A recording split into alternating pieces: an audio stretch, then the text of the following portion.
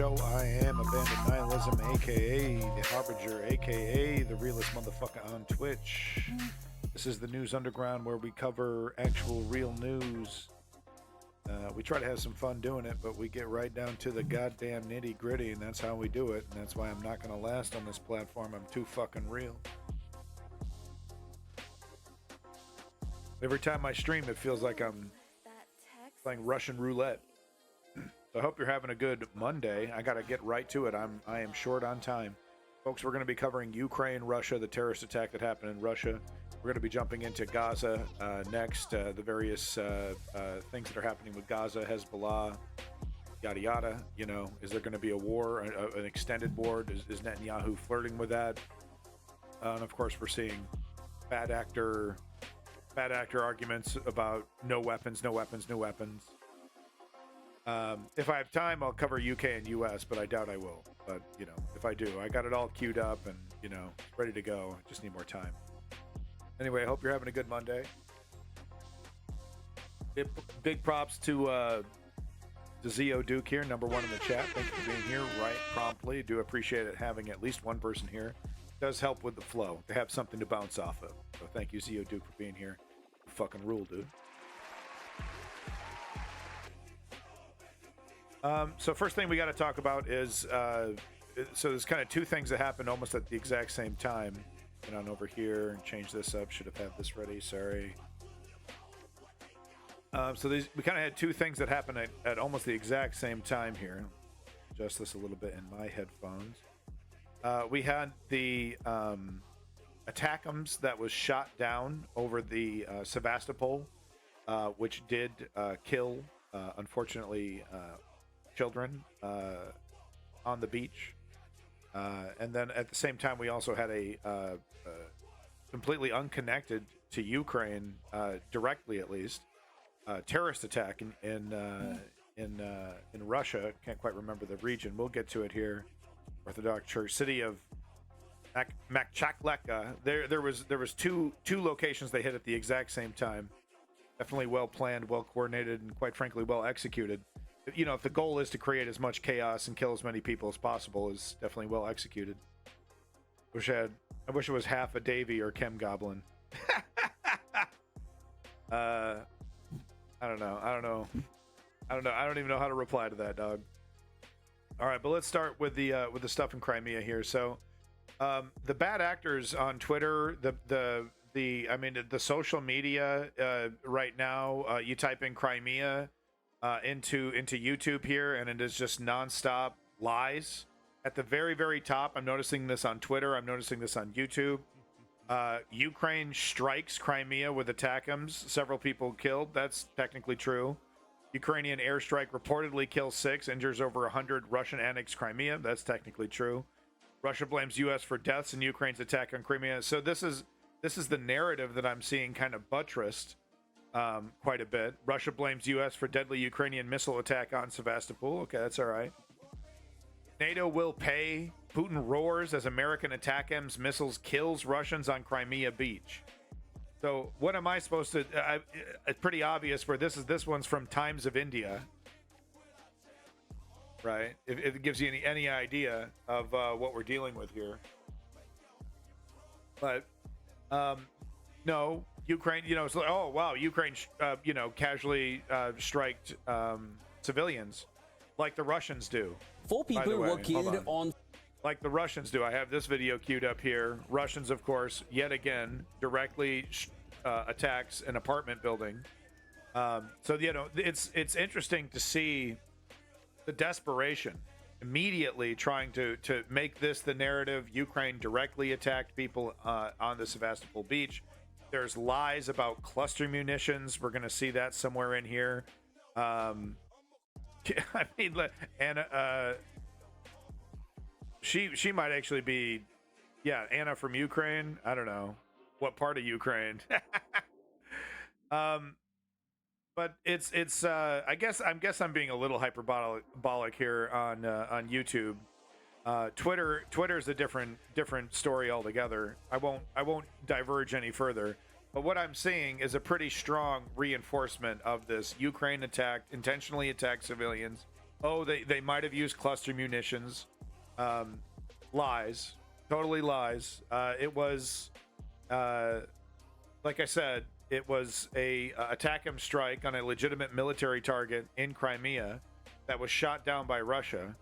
And the blame does have to go to Russia for allowing these people to be in a. They know these areas are going to be hit. They know these people are putting themselves into danger. Where's the warnings? You know, there was, you know, is there the Russian military knows these missiles are in the air before they strike. How come these people weren't given any kind of warning? No speaker system. I think it's fair to say that Russia is intentionally using these people as human shields. You know, roundabout human shields. Not like Israel, of course, putting a Palestinian directly on a Humvee. We'll be reporting on that.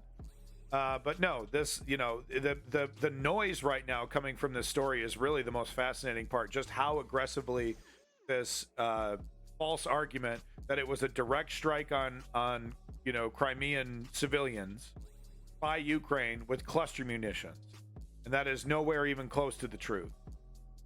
Unfortunately, though, 2 children so far that have been reported did die, and once again, I blame Russia for allowing these people to be put in danger. And once again, where's the early warning system? I know for a fact Russia knows these. That's cool tile. I know for a fact that Russia knows these missiles are in the air.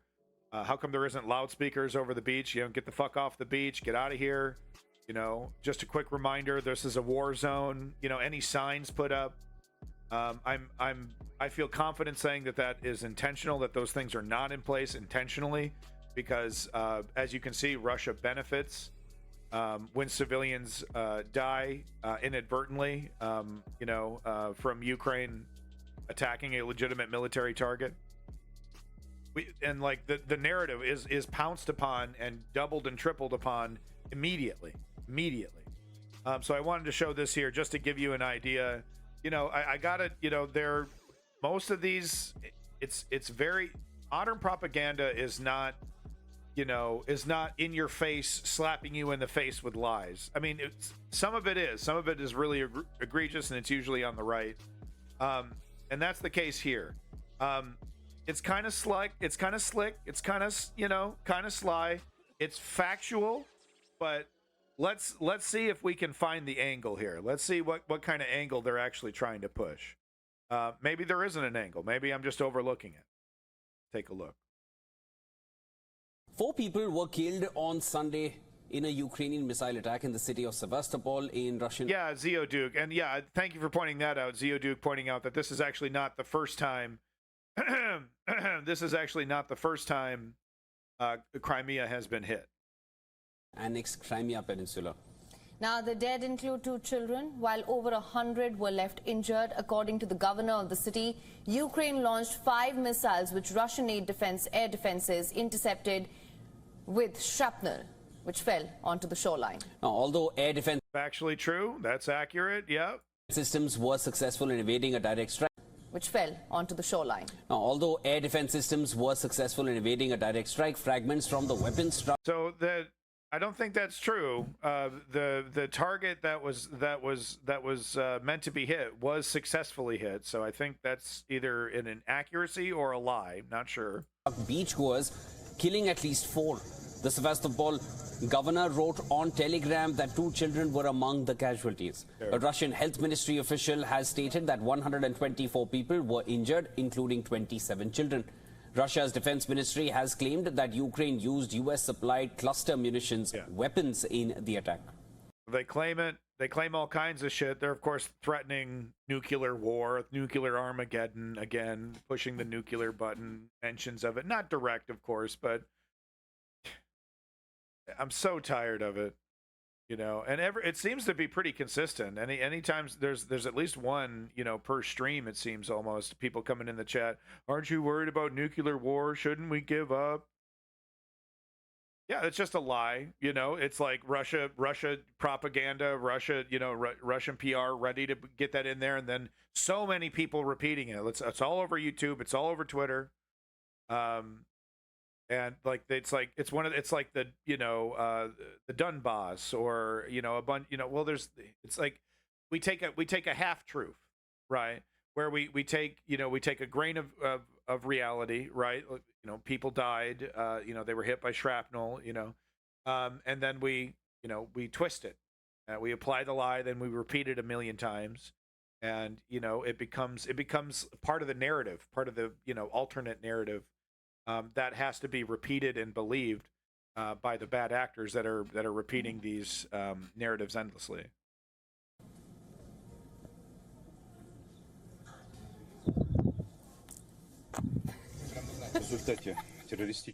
As a result, So this is such a bizarre news moment.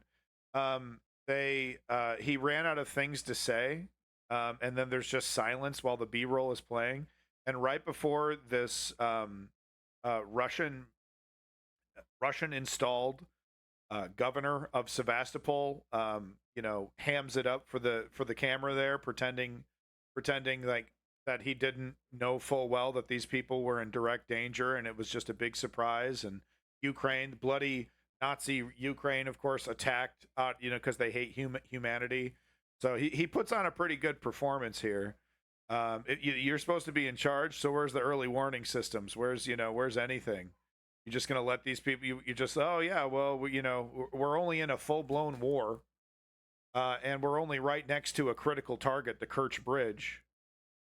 Anyway, we're gonna get to him, but crazy news moment where there's just a bunch of dead air, and you can actually hear her giggle right before it gets to Mr. The Stay Puft Marshmallow Man here. So just listen carefully here. 1 second.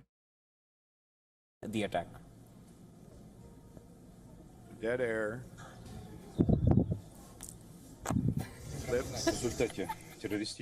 as a result of the terrorist attack of the Kiev regime on Sevastopol on a summer holiday, on a nice weather day when people were resting on the... Just totally cynically, how dare Ukraine do this? And let's not forget that, like, this is an everyday thing for Ukrainians. Direct, intentional strikes on civilian targets. So here's just one of many. I reported on one, on Saturday.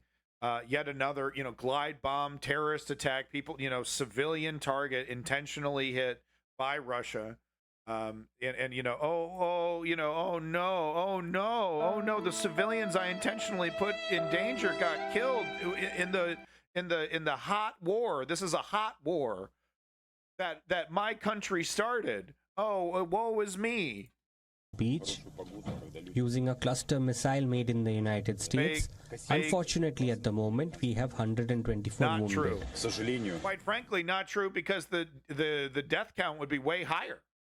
American-made cluster munition used in that civilian area where there's a heavy cloister of civilians, hanging out and playing. The death toll would have been much higher if it was an intentional cluster munition strike. Sevastopol, a Black Sea port city and naval base on the Crimean Peninsula annexed by Russia in 2014, regularly comes under fire from Ukraine. But Sunday's attack was particularly deadly. Moscow has slammed Washington, claiming it beats... All right, so I think I'm going to go ahead and take the bias accusations back from this story. Here they are, literally showing the same video I had queued up in response. It's, so that's, that's good reporting. That's fair. I'm not saying you have to both sides everything, but, sometimes there is wider context that needs to be applied here. Here we have Russia lying, saying that cluster munitions were used intentionally to attack civilians. How terrible is that? How bad is that? We're just trying to have a fun, sunny day, and here comes Ukraine. So that's a total lie. They were literally shooting down, they know full well that when they're shooting down shit above the beach, that people are going to get killed. They're intentionally putting their civilians in danger. The context is they're, that this, they themselves are intentionally targeting civilians. No joke. They do it almost every single week. It's a terror campaign that's been going since the start of the war. And it's not a what about. It's a setting what is and isn't reality. because it's you know, the modern propaganda is about creating this you know, this alternate reality, you know, this completely, this, you know, you put on goggles, it's a totally different world. It's and every lie is built on, you know, a foundation from the lie previous, and everything is kind of stacked up like a Jenga tower, right? So you can't deny one thing without denying the rest of it. So it needs to be consistent. It needs to be pumped out consistently. Anyway. Was particularly deadly. Moscow has slammed Washington, claiming it beats responsibility for the attack. The attack came a day after Russian guided bombs struck on the city of Kharkiv, hitting an apartment building, killing 2 people and injuring more than 50. On Sunday, another Russian strike hit a house in the city, killing 1 and injuring 5. Kharkiv mayor said that 3 people were wounded in a separate strike on a children's educational facility. Direct intentional strike on a fucking kindergarten. Oh, can you believe the Ukrainian Nazis? The people that we intentionally put in direct danger. Can you believe Ukraine would respond by trying to attack a military target that our government shot down over a civilian area? They could have just ate the shots and let the military target get hit. And, you know, like, well, we can't put our civilians in danger. It's too late. We had our shot. We tried to get it down. We couldn't. We got to eat it, because if we try to shoot it down, all the people that are on that beach are going to get showered with shrapnel. They don't give a fuck. They don't beep, beep, beep, beep. Oh, yeah, a bunch of civilians. Great. That'll help with our PR. We can spin that immediately. Get the Stay Puft Marshmallow Man to get in front of a camera, and he can't even pretend to cry. Look at that. He's got a little red face. He doesn't even have a fucking tear in his eyes. Whatever. I'm overanalyzing him. But he's just a piece of shit. Like I said, where's the early warning systems? You know, where's the signs that say you really shouldn't be here? That's the exact opposite, like Duke said. I've seen evidence of it. You know, advertisements, come to Crimea, you know, come to the beach. It's just like everything's normal. Everything's fine. We're not in a totally fucking hot war with a country that, you know, if given half a chance, could totally kick our ass. You know, but right now we'll just have to settle for a fucking stalemate. Not really a stalemate, but a very, very slow war of attrition that Ukraine is slowly winning. If it can keep, if the goddamn bullet hose can stay equipped, you know, can stay fucking, you know, fed. As long as Ukraine has enough fucking ammo, they can win this war. F-16s are going to be getting in the air pretty soon. So this is the video that we just saw in the other story, so we don't need to cover that. So that's the... Well, here, let's get it. You know, we listened to Stay Puft Marshmallow Man. Let's hear from someone who's actually worth a damn. Тобто це черговий терористичний акт, прицільне влучання у цивільну інфраструктуру, житлову. Тобто у цьому районі немає жодного фактично підприємства, яке б встановило хоч будь-яку цінність з військової точки зору. Well, that's a really cool thing. Look at that. What? Look at, fuck you, Russia. Look at this cool ass building. It's got like a sphere inside of a cube. Fuck you, Russia. Фактично підприємства, яке б встановило хоч будь-яку цінність з військової точки зору. Oh, this poor woman. Poor. Look at that. And if, to the bad actors that are like, oh, well, you were just making fun of this guy crying over dead civilians. No, it's tragic that those civilians died in the Crimean beach. You know, I'm criticizing Russia and Stay Puft Marshmallow Man for putting those people in danger. And I think, you know, there's plenty of evidence to show that they are doing that intentionally. Allowing civilians to congregate in that area, knowing full well there's military targets close by. It's tragic. You know how that tragedy and future tragedies are prevented? By Russia stopping its invasion and accepting the reality that it's not, you know, this isn't the 1800s. It's not, they're not marching across Europe. It's not happening. 1700s, whenever the fuck they did, whenever they took the Baltics and the Cossacks, they just took it all. Whatever, I'm not a student of history, obviously. You know, and just imagine. This is your goddamn bedroom. You got your bed right here. Your whole goddamn life annihilated. It's a daily. It's a at very least weekly, sometimes daily occurrence in Ukraine. Russia directly attacking us. Like I said before, with the terror campaign, it only works if it's consistent and it just feels like it's never going to end. That's how it works. And the bad actors on social media are very happy to double down on that. Just give up. If you really cared about peace, you would just capitulate. This is never going to stop. Russia is happy to send wave after wave after wave, and I'm just going to ignore the brutality and disgustingness of that strategy and just point out that it's a winning strategy from their point of view. Does the fire brigade know they're hosing someone down that's filming? I don't think the fire brigade is too concerned about people getting wet. I think they're concerned with stopping fire. All right, so moving on to this terrorist attack. Now, obviously, there is a lot of spicy. Putin is baiting for World War III. Putin would shit his pants at a real World War III scenario. Because, I mean, think about it, Paramart. We have the Ukrainian military, capable of holding back the entirety of the Russian military from multiple angles, coming from all different angles. Imagine the Russian military up against a coalition of the West, in some kind of World War III scenario. Oh, the nukes. I think people are too hung up on the nukes. One, it doesn't, unless you're like literally shooting hundreds of these things at multiple targets. And all of those are not shot down or disabled or whatever. Firing off a couple nukes, that's not going to win you a war. It's not going to help. And I think modern militaries are well aware of that nobody wins. So I think, this whole be afraid, like if there was a World War III, people are super confident that a World War III would 100% be a nuclear war. I'm not so convinced. But, I do have something very relevant on that topic there. So let me get to it here real quick, and then we'll get to the terrorist footage, which is really juicy. Authorities say at least 15 police officers. Yeah, so actually I wanted to start this segment with this video, so I'm glad I did that. Where is it? I thought I had it. Is it in the U.S. section? Hold on. No. Is it? Maybe it's in World News in my second. Hold on one second. I got a second window here filled with other stuff. World 2. No, that was a tragic story, though. 1 second. Here it is. So here we go. Let me just read this article. It's related to what I was talking about. I think there should be a coalition of the Islamic world plus Russia and China. There could be. Yeah, maybe for like 5 seconds.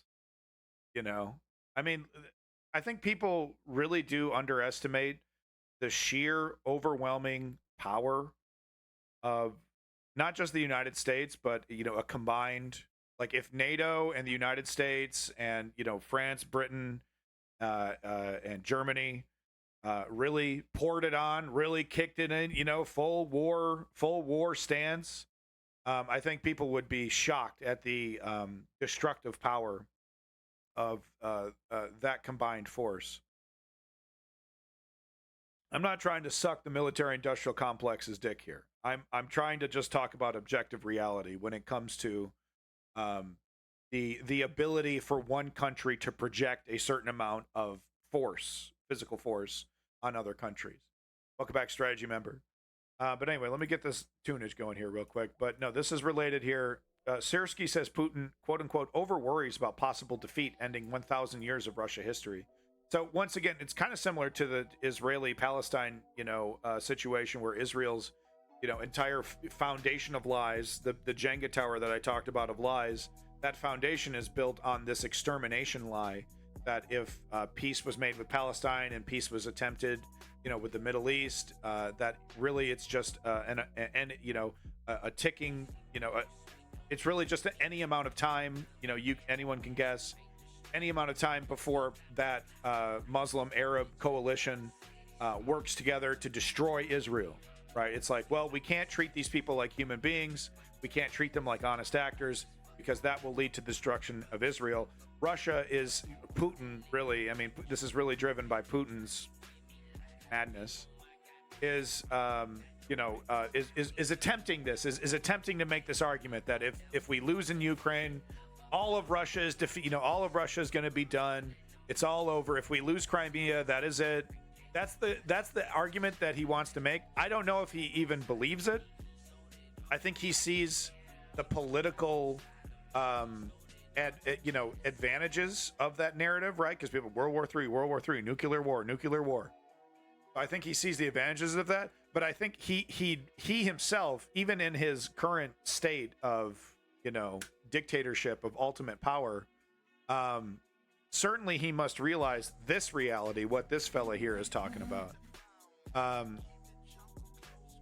Radoslaw Sirsky, the Polish foreign minister, had said Vladimir Putin, quote unquote, over worries about Russia disintegrating after Russian leader claimed that defeat in Ukraine would mean, quote unquote, losing 1,000 years of Russian statehood, right? Just beyond hyperbolic, totally absurd. I mean, we let Germany have their country back after the fucking Nazis. You know what I mean? Anyway, Sirsky was responding to a speech made by Putin on a visit to North Korea in which he argued that a Ukrainian victory could bring down the curtain on Russia. Just absurd. Strategic defeat, he claimed, would mean the end of Russian, quote-unquote, statehood. Quote, it means the end of a 1,000-year history of the Russian state. I think that is clear to everyone, he added. Taking a swipe at the Russian president, just as Paramart did, Sirsky also pointed out that Putin was incorrect on a fundamental fact of Russian history. Quote, Vladimir Putin is worried that his defeat in Ukraine would mark the end of 1,000 years of Russian statehood, Sirsky wrote on X. Quote, but these fears are exaggerated. Firstly, Moscow was only founded in 1147. How am I supposed to... Nope, I fucked it up. Wrong button. Nope, wrong fucking button. Wrong fucking button. I'm in the wrong section. Welcome back, Clutch Cargo and Davey. Loss of Ukraine might weaken Moscow's ability to keep control over internal Russian empire. Yeah, yeah. It'll be the end of Putin. It's not going to be the end of Russia.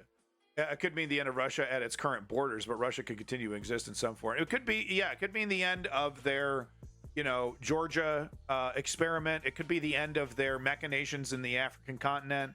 It could mean, Moldova, no longer is on the table for Russia. And that's, Crimea River. So fucking clever.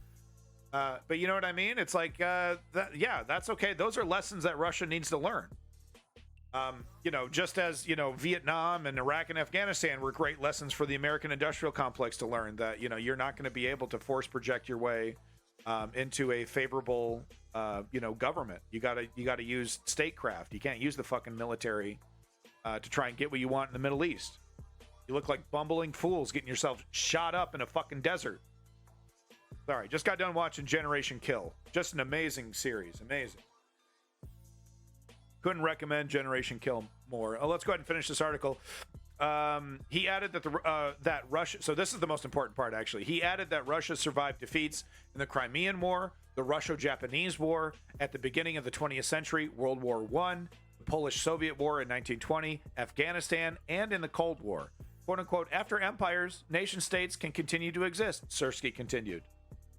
And look, maybe Putin is fucking gonzo. Maybe he really is buying into the bullshit and totally believes what he's saying and is like, push the button. If we lose Crimea, we're pushing the fucking button and we're going to do it. We're going to be the next country that uses nukes during a war. This is that serious. I believe, and this is total speculation, but I believe that's when the coup happened. When Putin gets a bullet or Putin falls off a balcony, wouldn't that just be so apropos? He gets thrown off a balcony. But I think that's when he finally makes a decision that will legitimately affect the stability of the Russian Empire. I think that's when all the sharks that are swimming around him, and Putin knows full well that they're all sharks, right? Which is why he's so careful. But that's when all the sharks will. Okay, we got it. We're not going to get in a fucking nuclear war with the United States. How am I going to make $1 million stealing money, with my oligarch buddies when my fucking house is melted? you know, all these sharks, right, that surround Putin. They care about their own wealth. They care about their own riches. They care about their own lives, right? Okay, Putin. Okay, look, you've been having fun in Ukraine, whatever, dude. But this is like literally going to affect the next 50, 100 years of Russian history. I think that's when Putin gets the motherfucking, you know what I mean? But that's all speculation on my part. What I feel very confident in, though, right now is saying that I don't think Russia is a irrational actor at this moment. I don't think Russia, government, the entire government, including Putin, but also the entire apparatus, I do not think that it's going to make a move that, like I said, would affect the next 50 to 100 years of Russian history. And, you know, China's licking its chops. You know, China's looking at Russia and like, okay, slip up, keep slipping up. Oh, we might. Oh man, Chinese military just slipped in and just, you know, we're doing to Georgia now, right? Wouldn't that be wild? China goes into Russian territories when Russia's at its weakest, right? After getting defeated in Ukraine. After getting defeated in Ukraine, after doing something insane like dropping a nuke or something, right? Then China comes in. Oh, well, we're gonna these regions are actually very Chinese friendly. You know, does a Donbass. These regions have declared independence. Oh, and they just so happen to want to join China now. I mean, once again, it would just be so like, mwah. All right, well, we're in fantasy land here. Let's get back to reality. From Romania executing his own army on Christmas Day. Ooh, wow, that's brutal. Instability in the Caucasus right now would be a big help for Ukraine. It would. It actually would, yeah. But, I mean, more people would die, which is, you know, suck. That stuff is already brewing. I mean, like, Putin is more aware of it than anybody. He is literally surrounded by sharks, you know, ready to go. And there's a lot of oligarchs that are sick and tired of it because they were living fat, making fucking big bucks, and the sanctions are, you know, and it's like, if I talk up, I get the balcony. There's already several, 5, 6, 7 billionaires and billionaire families that have been wiped out, gotten the balcony treatment. So, you know, there's a lot of sharks that would like to see Putin out of the way. When that happens, how that happens, I mean, who knows? But like I said, if the Russian military, you know, if Putin really is like push the button, I just don't see the Russian military going, yes sir, yes sir, yes sir. The annihilation of Moscow is guaranteed. Okay, I'm a good little soldier boy. Like nah, because there's too many people getting rich, you know, in Putin's circle. All these fucking people with the fucking 300 medals and shit, they're getting fat rich stealing. They're massive thieves, and they're all thieves, and they all know it. It's all institutionalized corruption, so they're getting fucking fat paid. Why in the world would you want that to go away? Over loyalty? What, for a madman? You know, it's just when I game theory it, I don't know, but it's all my own fantasy. So let's get back to the news here. This is the terrorist attack that happened in Russia, in Dagestan. Gunmen launched deadly attacks in Russia's Dagestan. And once again, type Dagestan into Twitter, and it is right-wing lies after right-wing lies after right-wing lies. I mean, just unbelievable. You know, Ukraine terrorist attack in Dagestan. Look what Ukraine's doing. It's unbelievable. Just straight up, and Elon Musk, no problem. Just lies. Not even half-truths, spin. Nope, just fabrications. It's like, and that's the algorithm, obviously. I'm talking accounts that have like 1,000 impressions. Right? 50 likes, shot right to the top. Scott Ritter, number 3. Scott Ritter was number 3 searching for Dagestan on Twitter. Scott Ritter. If you know who that is, you know why that's a fucking problem. And you know he's not motherfucking popular. No, that's the algorithm putting him right up at top intentionally. I got to work the fuck out. This is so pathetic. Welcome back, Ace Fram. Authorities say at least 15 police officers and several civilians are dead after gunmen launched simultaneous attacks in 2 cities in Russia's Dagestan region. They took place as the country was celebrating the Orthodox festival of Pentecost. Local officials say a synagogue, 2 Orthodox churches, and a police traffic post were targeted. intense gunfights broke out in seemingly coordinated attacks. Here in the Dagestan capital of Makhachkala, armed militants roamed the streets. Footage from eyewitnesses. Yeah, Big Dog with Scott Ritter. Dude, you know, it's like this, you know, look, this man is a fucking propagandist. Look, if you want to throw away all the other stuff and say, oh, that was, you know, him being smeared by governments that don't trust him because he's such an honest journalist. Okay, throw all that away and let's just talk about what happened in the last 6 months. What happened with Scott Ritter in the last 6 months? Oh, he was just only invited by the fucking Russian government to do a speech in Russia in front of Russians about how awesome Russia is and how big of a victim Russia is. Okay, you're done, dude. You're done. I don't care, alleged pedophile or not. Go ahead and throw all that away, hand wave that away, okay? You're doing propaganda directly for the fucking Kremlin. Fuck you, Scott Ritter. Number 3 on Twitter when you type in Dagestan, dude. Shows the gunman shooting police officers. Several were killed. The relevant services and law enforcement agencies worked quickly, but unfortunately there were losses. We offer our sincere condolences to the families and friends. And just to make clear, I don't think this is good. I don't think this is great. Oh, Clyde, I honestly do not have time for idiots right now. So I'm sorry, buddy. You're just gonna have to. I'm just gonna point blank right in the forehead and then go ahead and move on with my life like the cold son of a bitch that I am. Anyway. Whose sons and brothers died. No, okay. What I wanted to say was that I don't think this is great. I don't think innocent people deserve to get killed by terrorists.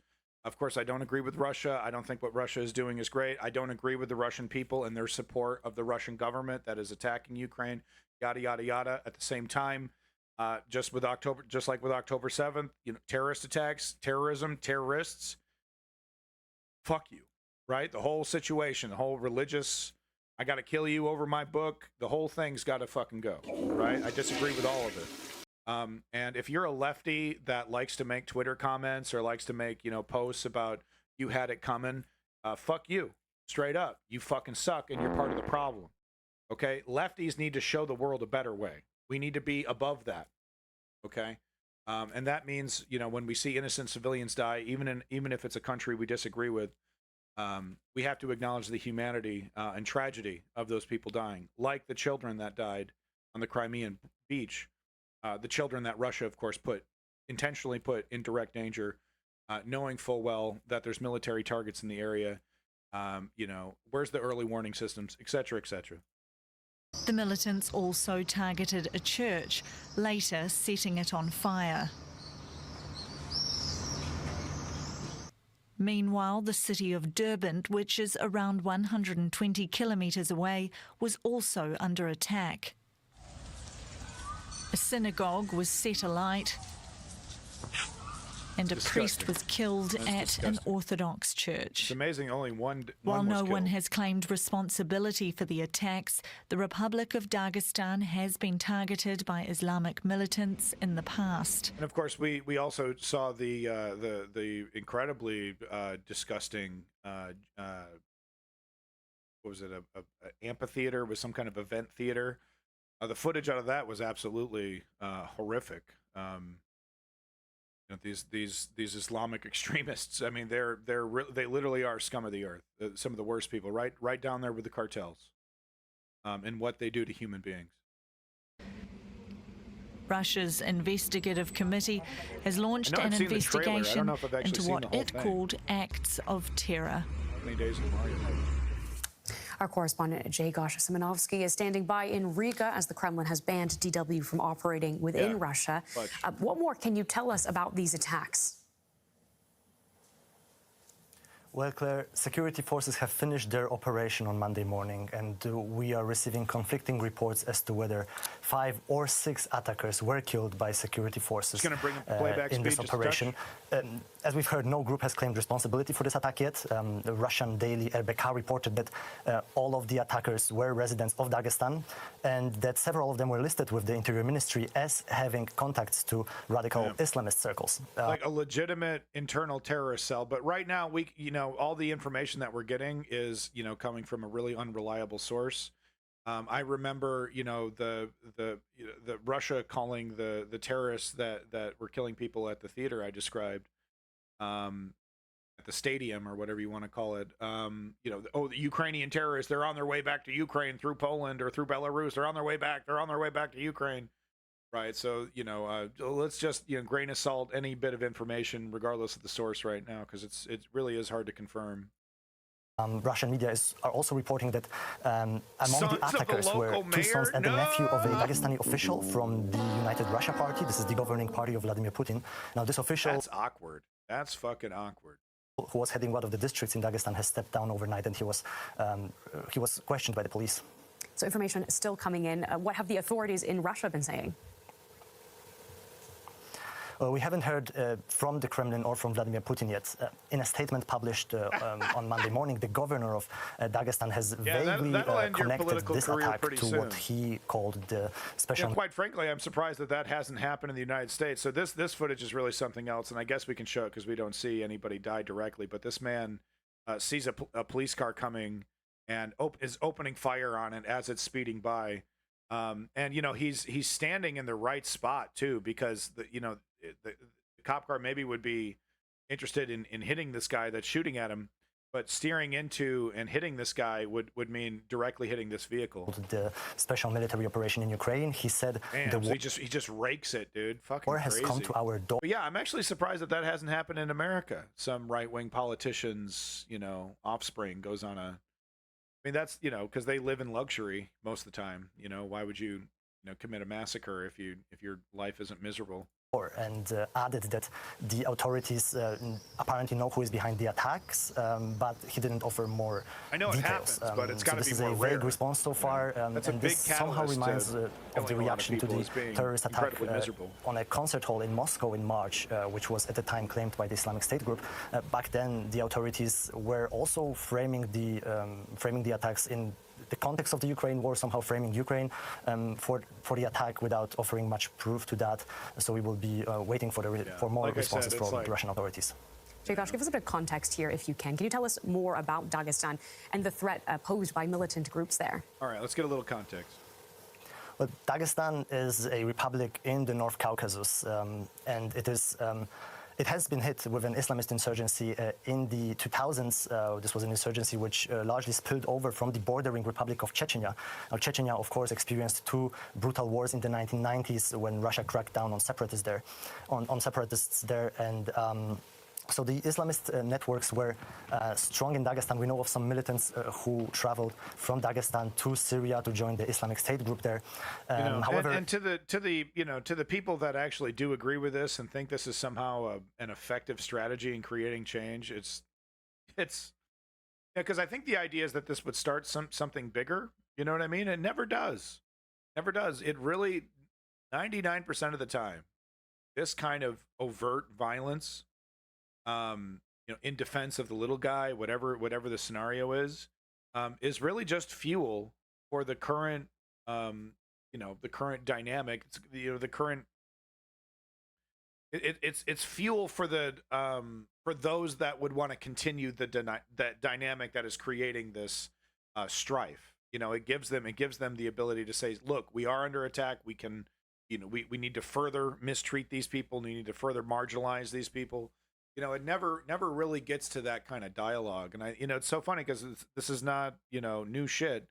We just go right back to Gandhi, who and Martin Luther King, who said, look, we got to do this differently. If we want to create change, overt violence doesn't work. We can't just be Che Guevara everywhere. We need a third way. We need a new way to do this. We either acquiesce or, get destroyed. But no, there's actually a third way, fourth way. There are other ways of fighting back than just murdering people and creating chaos. Attacks in Dagestan have become fewer in the last years, and in 2017, Russian authorities even concluded this counterinsurgency operation in Dagestan as finished. So now this attack from yesterday, one of the deadliest in the North Caucasus in the last years, this will be a problem to security agencies in Russia, and we will be observing the situation further. It's just so sad. That slide looks really badass and really fun. You know, it's just such a juxtaposition of this, you know, extreme religious violence versus, you know, innocent fun. Terrible stuff. So, you know, thought we would go through, and thank you, Davey, for your wonderful clips. Now, of course, you know, like I said before, there's some of these clips I just can't show you because there's, you know, literally people bleeding and dying in the streets. Innocent people and terrorists. But just to give you an idea of what the chaos sounded like.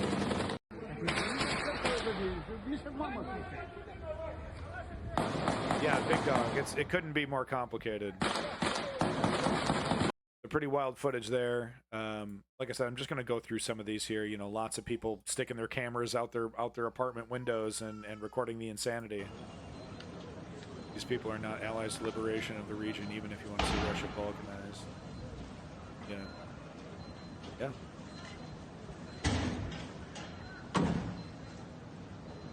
Yeah, no, I mean, Russia really is the source of a lot of this instability. And they've, you know, in a twisted way, they find it convenient for them sometimes.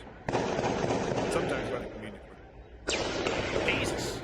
Jesus, listen to that fucking thing fly by your fucking head. Listen to that.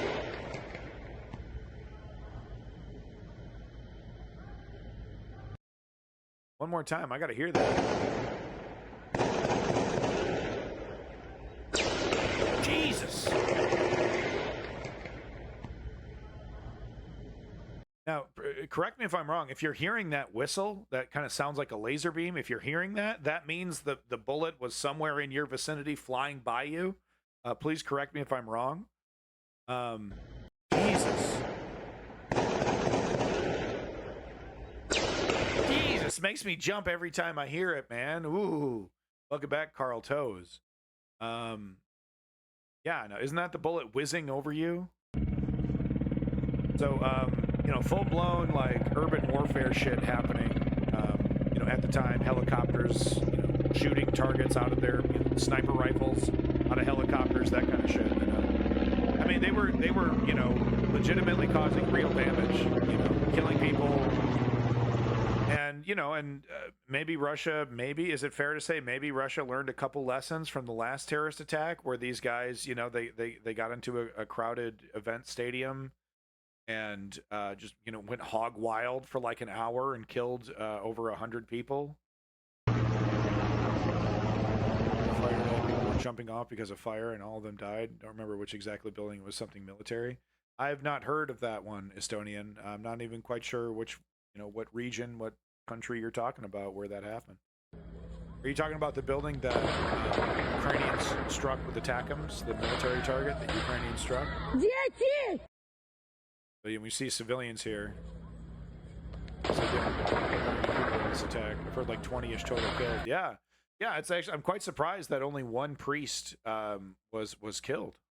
Oh, scroll too down. Scroll too far down. Can't show you that. Yeah.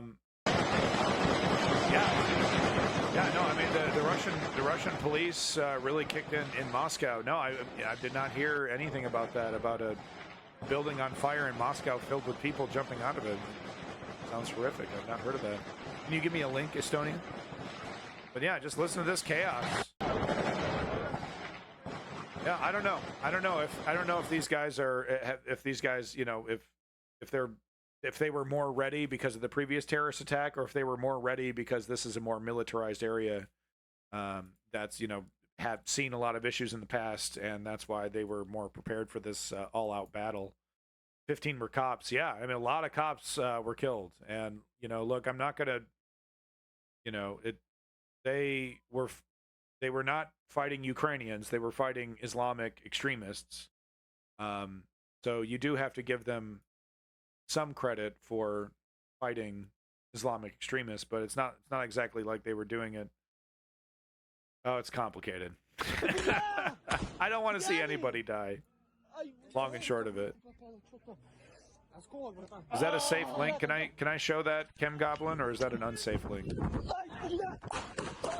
So yeah, this is wild footage actually. So they take a position here, and okay, I'll show that link then. They take a position right here, and I think they're getting converged on, and they all start running. Just wild stuff.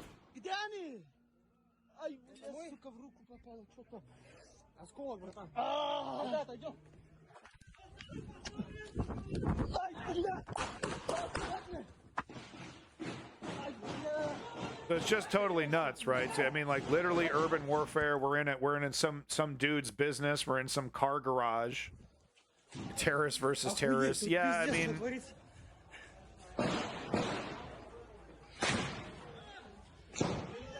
you know, if they hadn't invaded Ukraine, I would be like, this. It doesn't remove the tragedy of it all. The fact that these guys are aggressors in an invasion, because when the United States is attacked by terrorists, when it's ass deep in Iraq and Afghanistan, it's still tragic when innocent Americans die, even though they acquiesce to a government that is supporting military adventurism. It's complicated. How culpable is the citizen who acquiesces to the empire that commits atrocities? I think that's a question as old as time, philosophically, analyzed by people much smarter than me, et cetera, et cetera. How guilty is the civilian that acquiesces to the dictator, to the empire, So this is the building being talked about. Apparently people, like we have to be very, very careful about repeating stuff that we've heard, because when this stuff, yeah, the citizens did vote, but did the dictator or whoever the person who is doing, who's in charge, did they really tell those citizens, you're voting for me to invade another country and kill a bunch of people and get a bunch of civilians killed and get a bunch of our own soldiers killed? Like, did they run on that, or did they run on, I'm going to make your life better, I'm going to lower your taxes, and you're going to be you're going to feel good about being Russian again? So it's a very complicated story. It's a very complicated kind of situation. I mean, how guilty the civilian is. Latest election, yes. I mean, it's even in the current state, Putin didn't promise he's going to kill civilians. But shouldn't the civilians know that civilians are going to get killed in this campaign, seeing the history? Do civilians do civies understand the entire issue? Is that how civilians work, right? Most normies, is that how they work? They study the issue, they understand all the nuances before they make a decision? No. And that's the case with everywhere, every country, everywhere. A massive group of people who are just barely paying attention. Anyway, I'll leave this massive debate to the civilians, but let's be careful about people jumping out of buildings and repeating stuff like that without hard evidence and video evidence, because Russia immediately pounces on these incidences and lies about them, as we've seen with the cluster munitions lie that were, so now every time a debate with a bad actor who supports Russia for the next 6 months or even longer, they're going to be like, oh, well, Ukraine used cluster munitions on civilians. And it's going to be like, well, that's actually not true. That's why Ukraine doing such a good job targeting only military targets is so important, because the moment they intentionally target an apartment building, the moment they do a Bucha as revenge, the bad actors, even though they're soaked in blood and they're totally lying and they're totally hypocrites, are going to immediately, oh, we got a nugget of truth. Finally, all of our lies can be hung off this nugget of truth. There was a video where they was jumping. Okay. All right. If there's video evidence, tragic. Absolutely tragic. Reminds me of 9/11, which was also incredibly tragic. I don't want to hear that. At the same time, if this is a military building, those people are working in a military capacity. It's not a war crime to target them.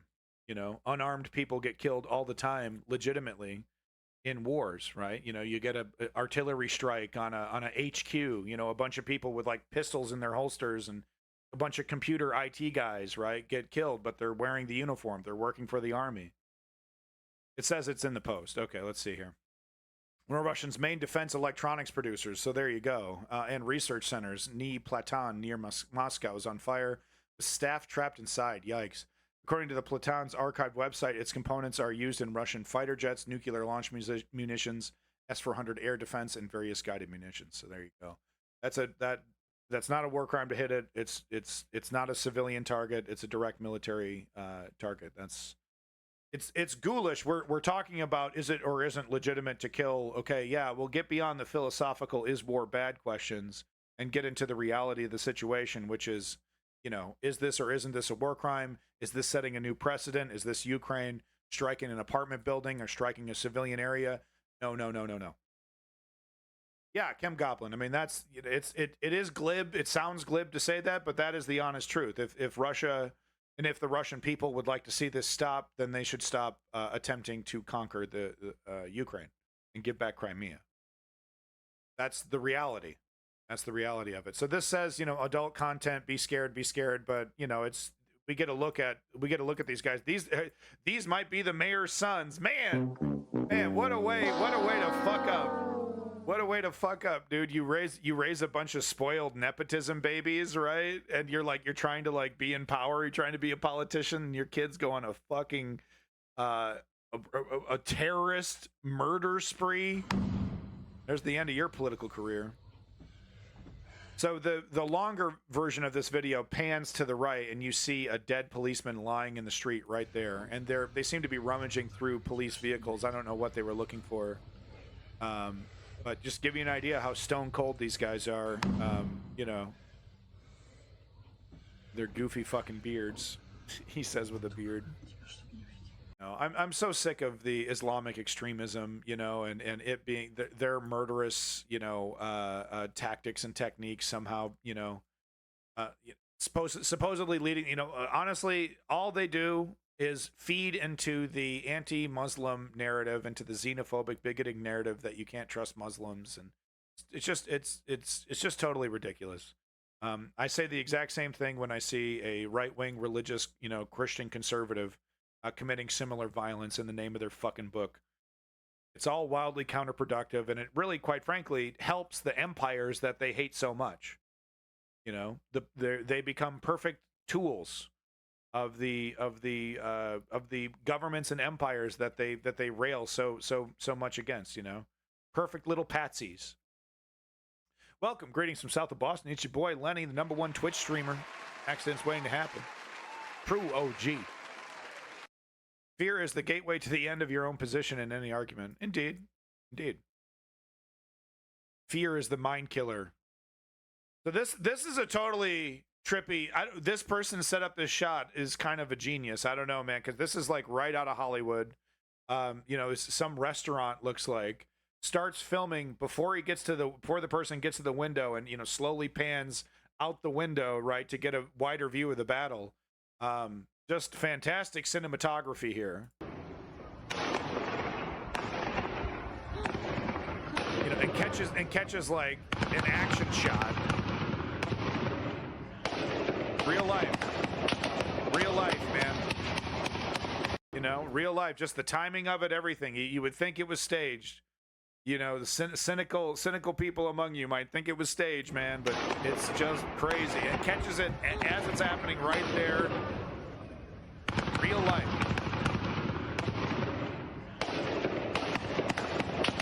Just in time to see that guy rake the fucking cop car as it blasts by. Just insane. You know, it reminds me of that film Children of Men. I think it has that really amazing shot of him, you know, getting the woman and child out of the building. You know, that uncut, you know, shot.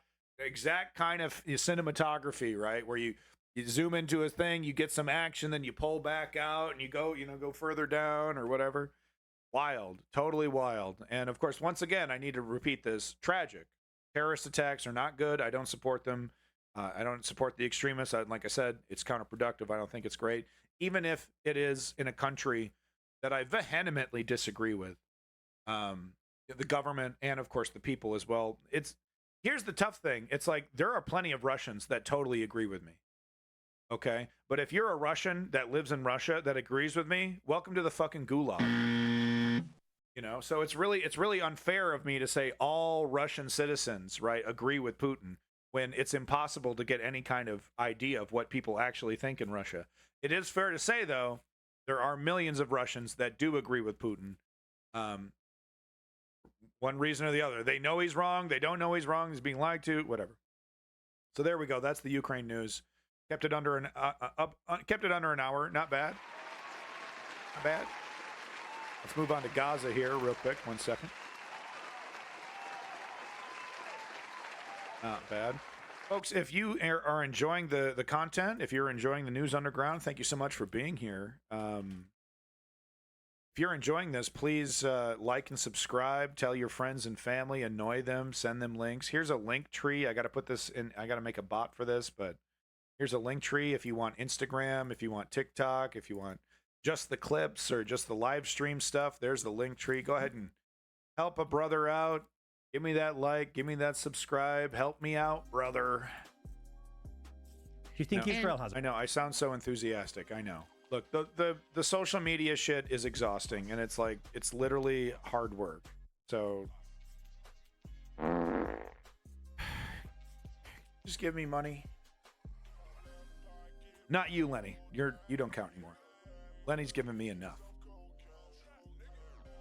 All right, so we're going to start this off with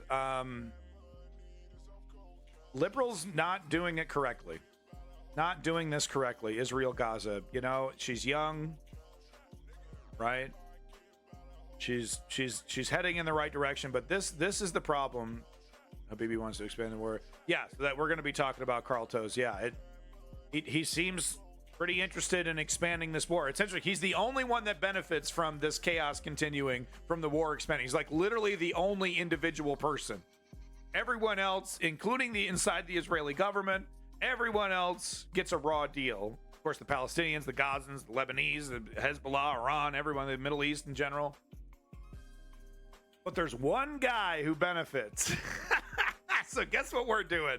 Guess what we're doing? All right, now we're going to get to that in a second, but I did want to cover this right here because I saw this on LBC, and this is not how you do it on the left. This is not how you defend Palestine.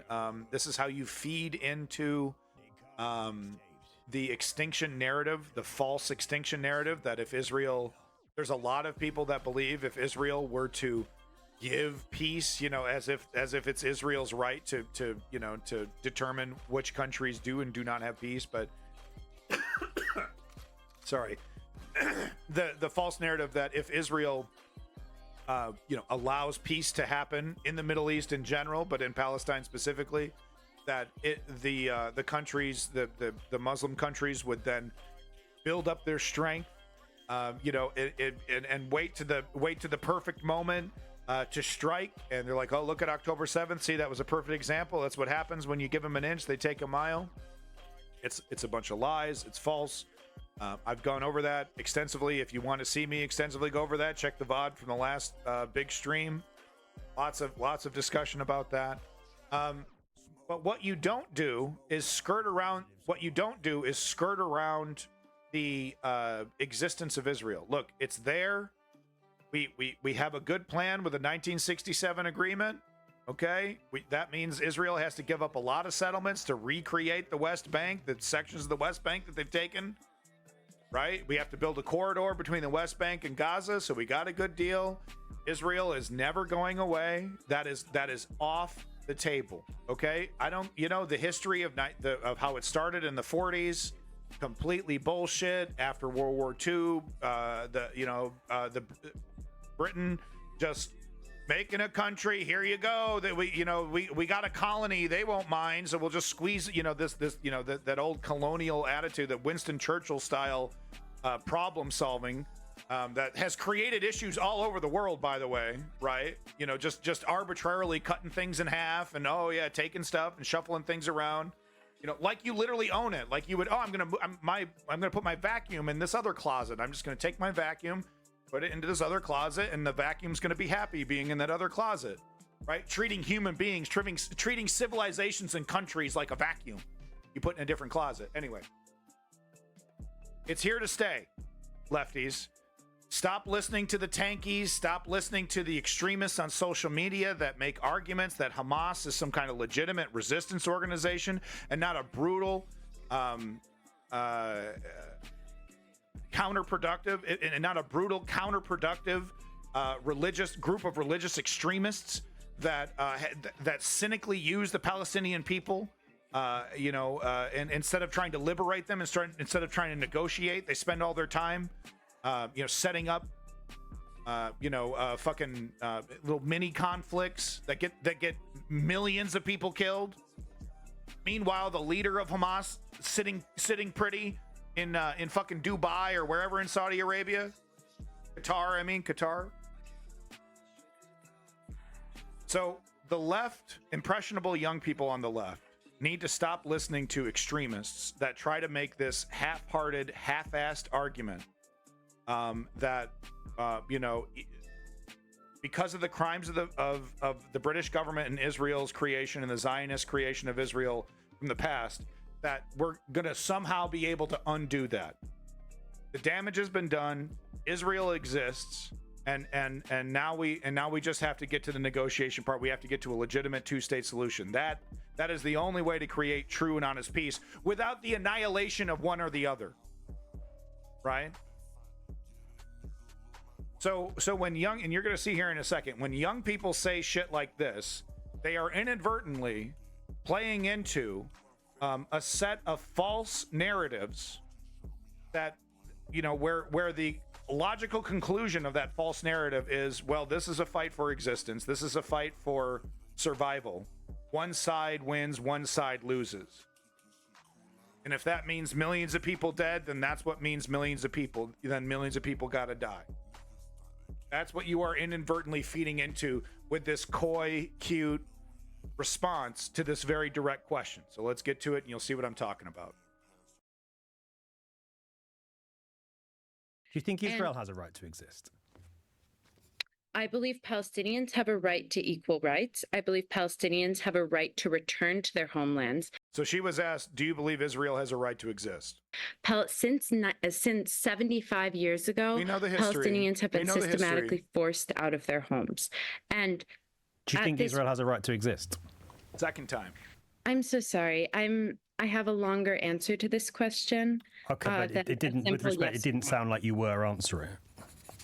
I appreciate that you believe that. It's a longer answer because it's a more complicated question. Go on. There's a difference between believing that Jewish individuals should be or have a right to be in Palestine and believing that Israel as a country should be allowed to continue what they're doing. That wasn't the question. The question is, does Israel have a right to exist? Right? Do you believe in a two-state solution? Do you believe in a one-state solution? And well, I have a long answer for that one. Okay, well, can you start with a yes and a no and then elaborate? Because there really is no other way to skirt around it. What I'm trying to get at, this doesn't help. This is dumpster. This is dumpster shit. Okay, this is not how you do it. Back to the chalkboard. Because here's how you answer that question. Yes, we need a two-state solution. The way to create a two-state solution is for Israel to treat Palestine like human beings, to give up the settlements in the West Bank, to create a corridor between the West Bank and the Gaza Strip, to return fishing rights to the Gaza Strip, etc., etc. Two-state solution. We got to talk about it. Yes, Israel has a right to exist. Let's move on. Let's talk about the brass tacks. Let's talk about the real who's the bad actors in the negotiation. Bibi Netanyahu famously hates the two-state solution. Flirts with it, plays with it, but ultimately shits on it, has no intention of engaging the two-state solution. This isn't helping. Back to the chalkboard. Look, your heart's in the right place, but your mind has not caught up to your heart. And, you kind of embarrassed yourself with that one. And once again, feeding into this false narrative that Israel depends on, that if Israel were to treat Muslim countries with respect, and, the Palestinians specifically with respect and human rights, and treat them like a legitimate country, that it would just be a matter of time before the the raving maniacs invade because they hate Jewish people so much. That is the Zionist narrative of that is the Zionist xenophobic narrative. That is that foundation for the entire justification for all of the brutality that we see. Wanted to show how to do it right. Wanted to show an example of how to do this correctly instead of making a fool of yourself on LBC. Maybe you should have, maybe joined the protests and I don't know, done something more productive instead of, helping the IDF with, look, they want the annihilation of Israel. See, look, college kids everywhere. We got to shut down college campuses and stop pro-Palestine right. Basically, if you agree that Palestine should exist, then you think Israel shouldn't. That's the equation that the bad actors want to make. That when they're trying to pass laws that say you're not allowed, you're okay, you're allowed to protest, but not for Palestine. Protesting for Palestine is basically protesting for brutal, murderous animals that want to destroy all Jewish people. That's basically what the law implies.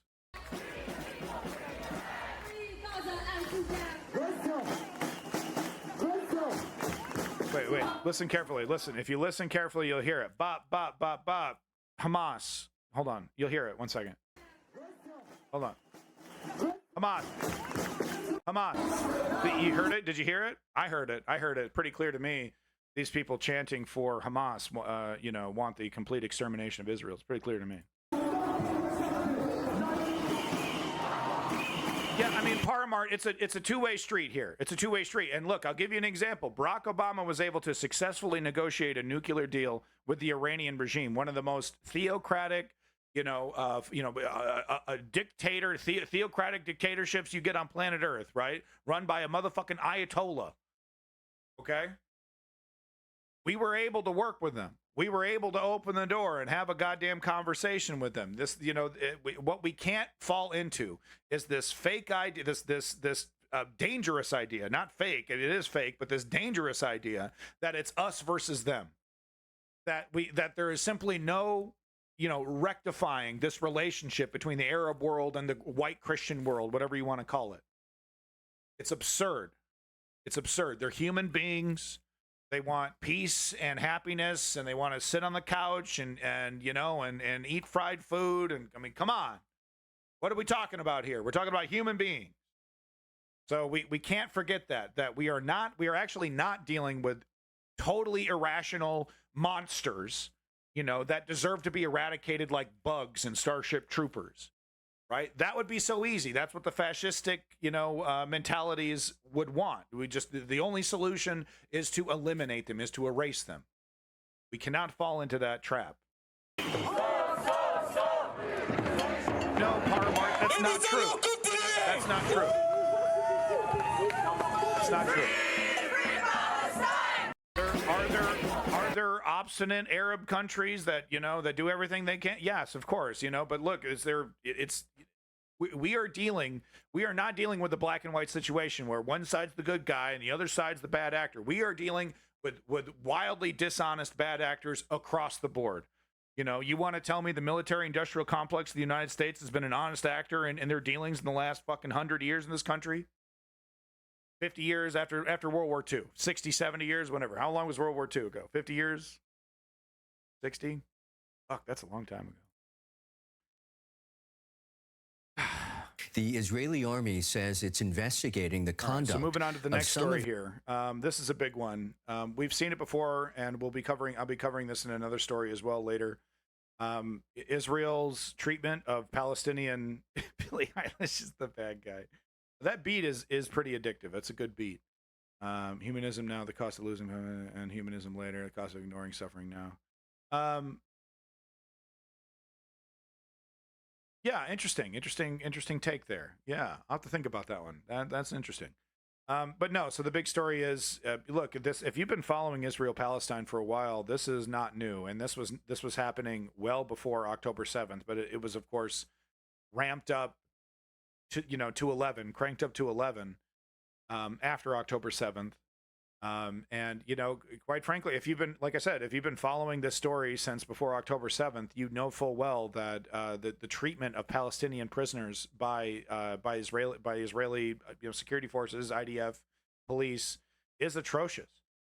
pictures and videos of Palestinian children being kept in dog cages, while they're being held, basically kidnapped off the streets without any reason. You threw some stones. We don't have proof of it. Someone pointed to that kid and said he was throwing stones, scooping them up, and not telling the parents, where these kids are for weeks, months, just disappeared. And yes, reports of sexual assaults, reports of physical violence that children and adults, all the horrific things that you could possibly think of, when one society dehumanizes another. Absolutely happening. I guess, the world temporarily gave a shit about torture once the pictures out of Abu Ghraib came out. Like I said, temporarily though. We called it what was it? Advanced interrogation or something for a couple years, and then everyone just kind of forgot that we made torture legal, and we continue to use it, and we continue to run black sites, and Barack Obama campaigned on closing them and never did, and Donald Trump said, I love Abu Ghraib, and we're just I guess, it's just we're what I'm trying to get at is, do we learn anything from these images when images come out? Do we actually? Yes, a little bit, but not as much as one would hope. You would think, oh, never again. It's not happening. Look at this image. Look at this guy in a black hood, standing in a T-pose on a fucking wooden box with electric probes connected to his goddamn nipples. We're never doing that again. We're never doing that again. 5 years later, we're still doing it. No one cares. We're still doing it. No one cares. So anyway, here's the image right here. It's a Palestinian prisoner being put on the hood of a Humvee, transporting it. So this person is injured. They're apparently transporting this person to medical aid. And I think the reason why is that they don't want to be hit by Hamas. I think that's the idea, is to literally use these prisoners as human shields. Pretty sure this is a direct direct war crime. I'm pretty sure this is something that's in there. I think I saw someone saying something about that this is definitely legally considered a war crime to use prisoners like this. It's not justified. Israel over here, happy to talk about how disgusting it is to use human shields, for Hamas to use human shields, build tunnels under hospitals, build tunnels under schools, store weapons and ammo in schools and hospitals. They call that using human shields. So surely the IDF, who is currently investigating this, by the way, surely the IDF would find this equally as disgusting, right? Of its soldiers after a wounded Palestinian man was tied to the hood of a military vehicle during a raid in the occupied West Bank. They're not concerned in the slightest. The Israel Defense Forces confirmed the incident in Jenin after video of it circulated on social media.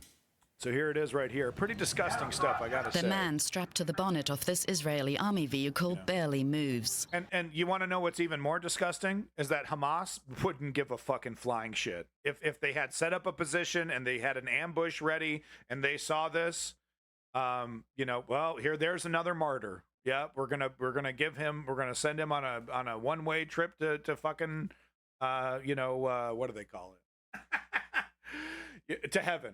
Whatever you want to call it, right? We're going to send him on a one-way trip. No problem to turn him into a martyr. Witnesses in the Israeli military say he was injured during an arrest raid in Jenin. Wouldn't stop Hamas at all. But that's where the corroboration stops. It's just gross. The Israeli Defense Forces say the man was a suspect wounded in an exchange of fire. His relatives paint a different picture. All right. Mujahid was here, Hashim was on the bed, and my uncle Majid. They opened the door and started shooting. We saw it with special forces. Mujahid got up and was about to run, but he was shot in the legs and in the hand. The families say they repeatedly requested an ambulance for Mujahid Jinnah. Oh, I didn't know that. Thank you, Davey. Azmi, but none came. We told them we wanted an ambulance for the wounded person in the room. They told us to bring him to them. We got him outside, and for about an hour or half an hour, we kept asking for an ambulance. They're just letting the guy bleed out? Then we called one. 15 minutes later, 2 jeeps came, and they got him in here. They told us to turn around and not to look. They put him on the hood of the Jeep, and then we were told that they'd handed him over to the government hospital. An Israeli military statement provided to the Reuters news agency. I mean, Jesus Christ, you can see how bad the wound is. The wound from the leg is literally bleeding on the grill of the Humvee and soaking the piece of cloth that seems to be attached at the bumper here for some reason. But you can see the darkness on the hood, though. He's fucking squirting blood. Said the individual was transferred to medics for treatment, but it didn't give an explanation for a glaring detail in the video. That the army vehicle drove past 2 ambulances without any apparent interaction. I didn't even notice that myself. It's led to accusations Mujahed Azri was being used as a human shield. Hashtag human shielding in action. That's what the UN Special Rapporteur on the occupied Palestinian territories wrote on X, further accusing Israel of turning international law on its head. Yeah. Hold on. Israel frequently cites human shielding by Palestinian militants as a cause of the huge death toll in Gaza and for civilian casualties inflicted during its operations in the occupied West Bank. In its statement, the Israeli military said its soldiers had violated military protocol in Jenin and that it would investigate and deal with the incident. Meanwhile, health officials in Gaza say at least 39 people have been killed by Israeli airstrikes in the north of the territory. Israel says its fighter jet struck 2 Hamas military sites in Gaza City. It's the latest deadly incident as Israel continues its campaign to crush the Palestinian militant group. Some carry away the wounded, while others pick through the rubble, searching for survivors. So, and you know, the Israel justifies this. They say, oh, well, there was Hamas terrorist. There was a Hamas terrorist. And they don't have to prove it. They just get to, just like with the United States. Oh, well, our military confirmed that there was a person there. And then months and months and months and months later, they'll put out a little paper about, oh, by the way, when we were murdering all those people, we defined as, you know, anybody who was older as a male, older than 16, was a terrorist. We weren't able to actually identify specific terrorists in our various drone killings. But we were able to figure out men, women, and children. And if it was a guy older than 16, we just marked him down as a terrorist. You know, quietly 8 months later, Morning Joe doesn't report on it, of course. It's the same thing over here. They don't have to verify that this did anything to stop Hamas. After a residential block in Al-Shati was hit by a deadly strike. I mean, you know, a couple months ago, they were being asked, oh, you know, what was the military value of that strike? What was the military value of that strike? They're not even asked anymore. This is one of the oldest refugee camps in the Gaza Strip. All kinds of shit randomly. No, well, people were going about their business. Some were at home. Same shit with the United States, though, right? It was just it went completely off the fucking handles in Iraq and Afghanistan. We were there for fucking years, drone bombing everything, hitting everything. Right? At first, it was like, oh, we're gonna clear them out of here and clear them out of there, and this is a contained. Don't worry, it's gonna be like Desert Storm, in and out, quick in and out. And then it just turned into just a random day-to-day. Yeah, oh, we're hitting this, we're hitting that. Oh, we took out this terrorist leader, we took out that terrorist leader. Do we have a body? Do we have proof? Do we have anything? No, just take our word for it. We're really doing a kick-ass job. You know, check in in a year once we ask for a troop surge. You know, and it's like, I bring up the United States because the United States military and government have the stamina, seemingly, to let this go on for months, maybe even years. The human suffering, the randomness of it. Like I said, not having to actually verify military targets. All of a sudden, fighter jets just struck. The whole area was wiped out. High-rise buildings were reduced to rubble. Eyewitnesses said the strike hit 2 neighborhoods and flattened several apartment buildings and nearby houses. Health officials in Gaza say the open border policy. Okay, Rush Limbaugh. Open border. Can you first of all, what country you're talking about? And if you're talking about the United States, Can you show me a liberal Democrat in the United States talking about open borders? What open border policy are you talking about? Where? They expect to find more bodies following Saturday's strikes. Oh, you're talking about the open border policy in Sweden? It's not open border. If that's what you're talking about. None of these Western democracies that are having issues with immigration have open border policies. They have systems that are being gamed, that that are not being reformed properly, that are allowing these situations to get out of control. And we also might have bad actors like Russia intentionally weaponizing the migrant crisis, literally facilitating migrants in countries like Germany. Yes, I'm from Sweden. So you're one of those Swedish right-wingers that believes all the problems are immigration, right? As soon as you stop all these people from coming into your country, that's when things are going to get better. By the way, I got to point out, Sweden is pretty awesome already. I'm not saying that it's sustainable. A lot of these problems, a lot of these places that are having immigration issues, they do need reform on immigration. But I'm not buying into this right-wing narrative that the source, all the economic issues and all the crime and rape and all this stuff, oh, it's so bad and we just got to get rid of these immigrants to make our society better. It's really mostly a lot of hogwash. Yeah, it's not sustainable. So can you please specify that you're not against immigration, but you believe that there should be some immigration reform? Can you please acknowledge that there is not an open border policy, like you said, that you were being hyperbolic? It's not open border. It's easily gamed. People are getting through. It needs to be reformed, but it's by no means open border, like the way that you described. I'm so sick and tired of the lies when it comes to immigration. That's why I'm pushing back on this. It's not open border. It's not. On Gaza City. It's not sustainable, but it's not open border. The whole area was targeted. It was like an earthquake. As you see, homes were destroyed. There are still families under the rubble. Some of the injured were transferred to hospital, and now we're rescuing the others who were left under the rubble. That's right-wing propaganda. The situation is tough due to the lack of tools and the lack of fuel for ambulances. The Israeli military said its warplanes struck infrastructure used by the Palestinian militant group Hamas in the Gaza City area. Hamas led the October 7th terror attacks against Israel.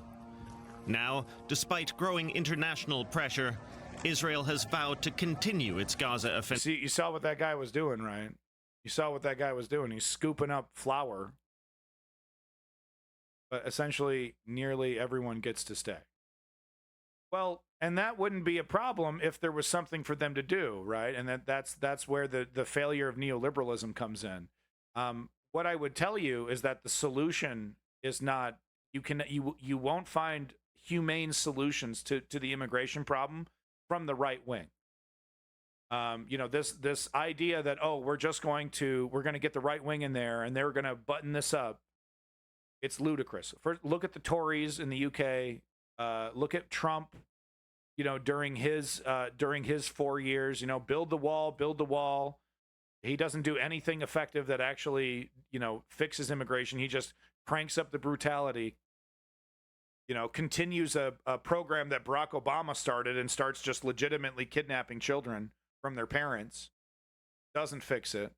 So, Mr. Paramart, I would implore you to stop thinking that the populist right wing is going to somehow magically fix the immigration issue. Despite growing international... Anyway, this fella here, just to give you an idea of how bad the situation is, scooping up flour off the fucking ground. Propaganda. Yeah. So, once again, going back to this, all my problems are going to be fixed once these scary immigrants goes away. The numbers don't reflect that.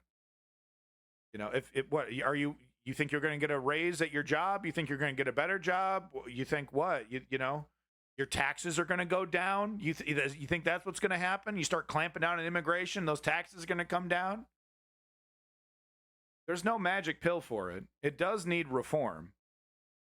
But the right-wing populist idea that you can just put up a wall, put up a gate, say no more, stop it, and that's somehow going to fix it, doesn't work when your economy, and in the case of the UK with their healthcare system, in the case of the United States with our food logistical line, you know, all the farmers and all that,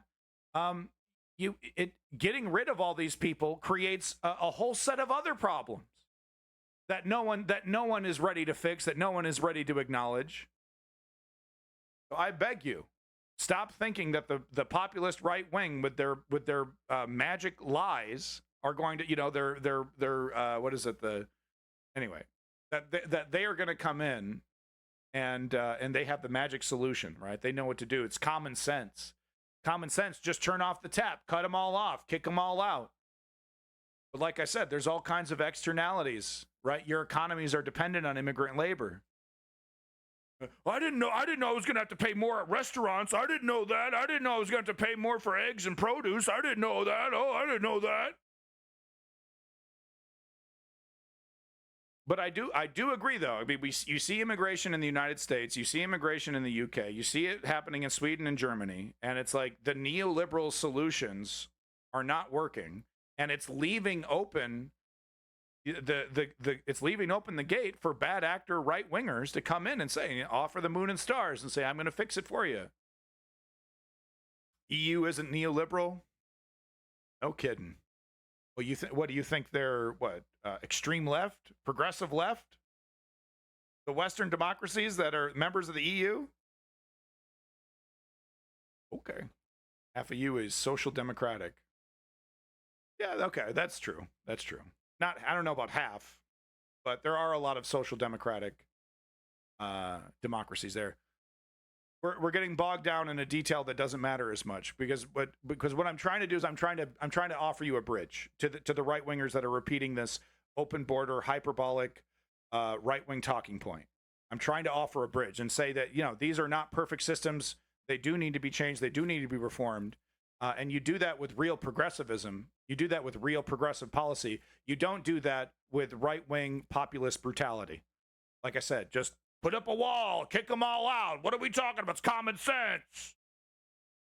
It's not common sense. It's actually way more complicated than that. And you start doing that, and you will absolutely feel negative ramifications in your economy, et cetera, et cetera. It needs to be done properly. It needs to be controlled. It needs to be done in a humane fashion. National pressure, Israel has vowed to continue its Gaza offensive until Hamas. Davey over here talking about culture compatible with culture. Fuck off. Fuck off. America is a melting pot. The UK is a melting pot. Australia is a melting pot. We multiple culture societies. All of them can live together. Compatible societies. Enough of that great replacement nonsense. Your precious lily white ass is going to be perfectly fine, Davey. Is wiped out. We should mention tens of thousands of people have taken to the streets across Israel in one of the largest mass demonstrations yet against the government of Prime Minister Benjamin Netanyahu. Yeah, but they're not against the subjugation. They're not against the subjugation of the Palestinians. They simply what they want Bibi Netanyahu to do is negotiate with Hamas and to release the rest of the hostages. But you know, a grand majority of these people are not there for Palestinian, humanity. As in Jerusalem, demonstrators in Tel Aviv demanded new elections and a deal. Yeah, Davey, but what you are insinuating is that people from these Islamic countries are unwilling to assimilate and are unwilling to conform to the norms of the society. While that may be true with some extremes, because we're human beings, there's always an example you can point to. A grand majority of migrants coming from Muslim countries, that are full-blown Islamic, believers, are perfectly happy assimilating into the societies that they go to. It's totally, most are unwilling, lie. Xenophobic, lie. Lie. The numbers don't support you. Your fucking hatred. The numbers don't support your fucking hatred, Davey. Your fear. Your xenophobia. Incompatible cultures.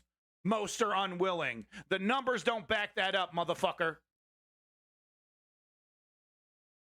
For the release of hostages still being held by Hamas. It's the latest in a string of weekly protests in Israel against the government's handling of the war in Gaza. Let's get the latest from Tanya Kramer in Jerusalem. Tanya, that video... Culture's not compatible. Absolutely ridiculous. The only thing that matters is are they human beings?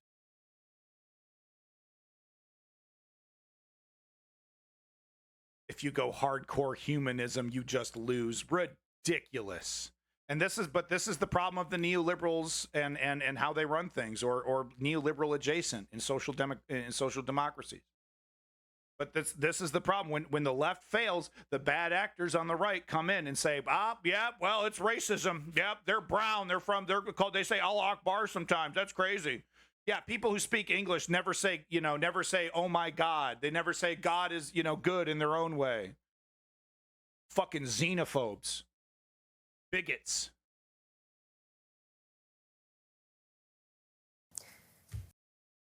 Fucking bigots. Incompatible cultures. Disgusting. The numbers back it up.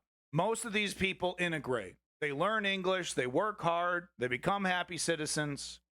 But no, you want to point to the outliers. Oh, they're the majority because it benefits your fucking disgusting narrative that's incorrect and not backed up by the numbers. Your fucking feelings. Once again, feelings over facts. That's how the right wing does it. Humanism doesn't work. Yeah. No, the only thing that works is a wall and a gun. That works so fucking well throughout history. Onto the new war. Israel's Prime Minister Benjamin Netanyahu says the intense phase of Israel's war against Hamas in Gaza is, quote, about to end. Speaking on Israeli TV, Netanyahu said the army is close to completing its current ground offensive in the southern city of Rafah, but maintains that the... Yeah, actually, it is xenophobic to look at a person's skin color or a person's culture and say, well, they're just not incompatible. Yeah, it actually is xenophobic. That's the canard from the populist right wing about immigration, right? It's just common sense. No, your xenophobic fear is not common sense. Actually, I live in a happy community, mostly of Indian people. I've never once experienced racism. I've never been, targeted because of my race. But no, the Nigel Farages of the world want you to believe that entire neighborhoods in the UK are no-go areas because there's migrants there that will attack you on sight. Disgusting racist, Nigel Farage. And if you agree with him, then you're just as fucking bad. And you're just as fucking ignorant. The fighting won't stop until the group behind the October 7th terror attacks no longer controls Gaza. He also warned more Israeli forces will move to the... People have a right to the religion of their choice. Even if you're anti-religious, people have a right to that. It's called democracy. It's called liberty. It's called free speech. On the flip side, though, religion or whatever religious institution doesn't have the right to change the laws that affect everybody. That's how it works. No longer controls Gaza. He also warned more Israeli forces will move to the border with Lebanon, where fighting with Hezbollah has escalated. No, they don't. No, you don't have a right to be intolerant. There's no such thing as tolerance of intolerance, you fucking bigot. You fucking racist. You want to wear that shit as a badge of honor, you disgusting piece of shit? There is no such thing of tolerance of intolerance. Oh, can't I be xenophobic and hateful? I don't like them. They scare me. It's feelings over facts. I have a right to have feelings over facts.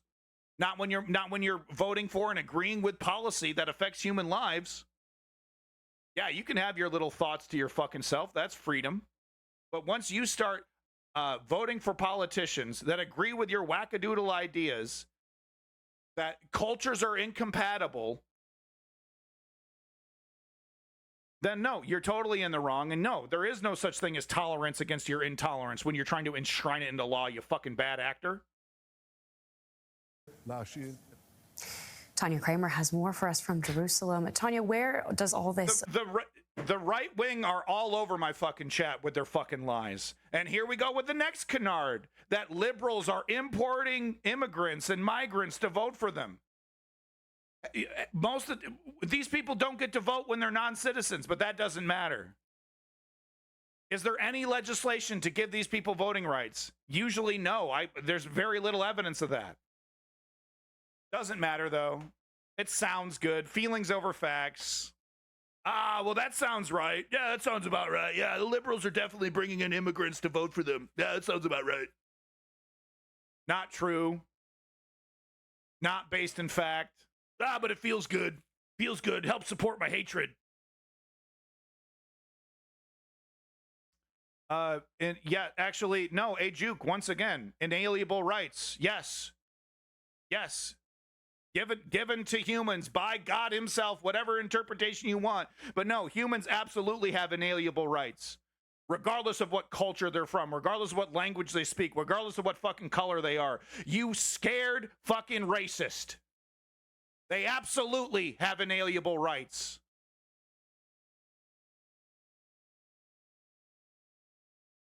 God damn. Isn't there some system to back up my ignorance? Oh, it's so scary. I don't like it. But once again, going back to the left, that leave the door wide open for these bad actors to have their little hissy fits, not based in reality, not based in fact. How many should we let in? 17. Would that make you happy? No, I'm still unhappy. I still need to find a reason why my life is so miserable. The economy sucks. I'm paying more for food and paying more for gas because brown people want a better life. Okay, buddy.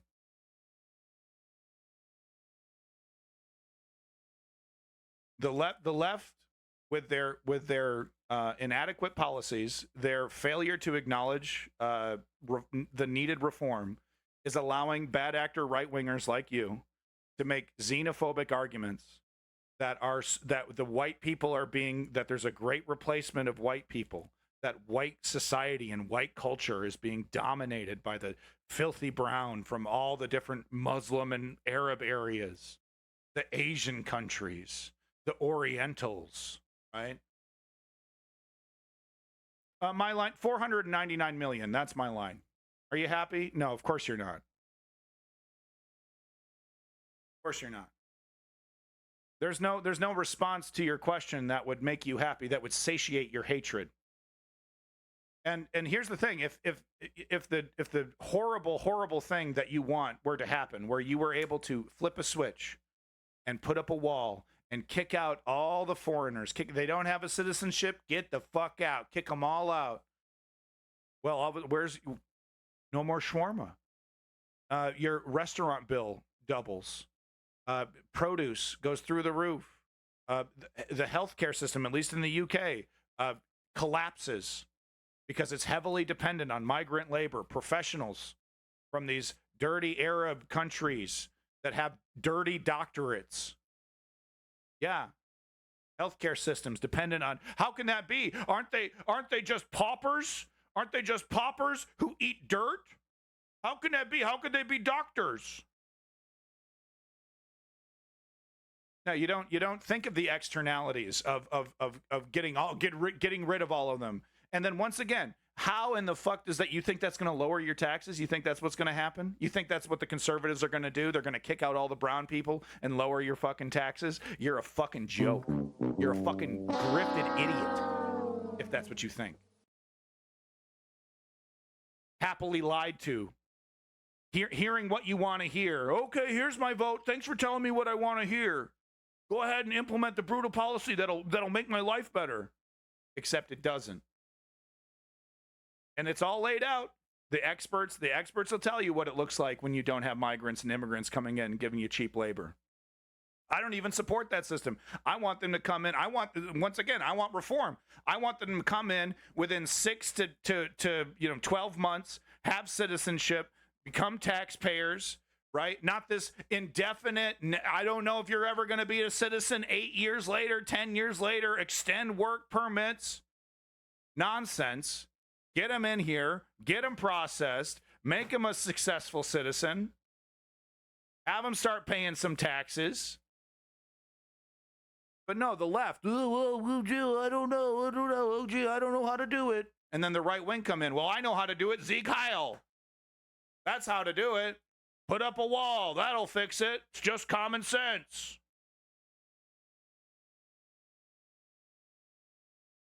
I want to be able to walk around London without needing to wear a hijab. I mean, you make my point for me. The hyperbolic nonsense coming from the right and the fools that believe it. Why don't you do something more expedient than opening up your mouth and just tattoo the word stupid fuck across your forehead? I would have known quicker that way. You just open your mouth and you might as well just put that stupid fuck right across your forehead. Being forced to wear a hijab?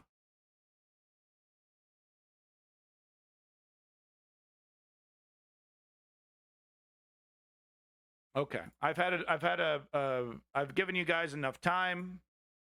Goodbye. You're bigots. You're xenophobic. You're absolutely not willing to listen to the facts. It does not bother you one bit that getting rid of migrants isn't going to lower your taxes, isn't going to make gas more affordable, isn't going to, give you a raise at your job. It's not going to substantively lead to a better life for you, but you allow bad actors to grift you. You become useful idiots for characters like Nigel Farage to use fear and xenophobia to get your vote, promising the moon and stars. Oh, I'm going to fix all your fucking problems.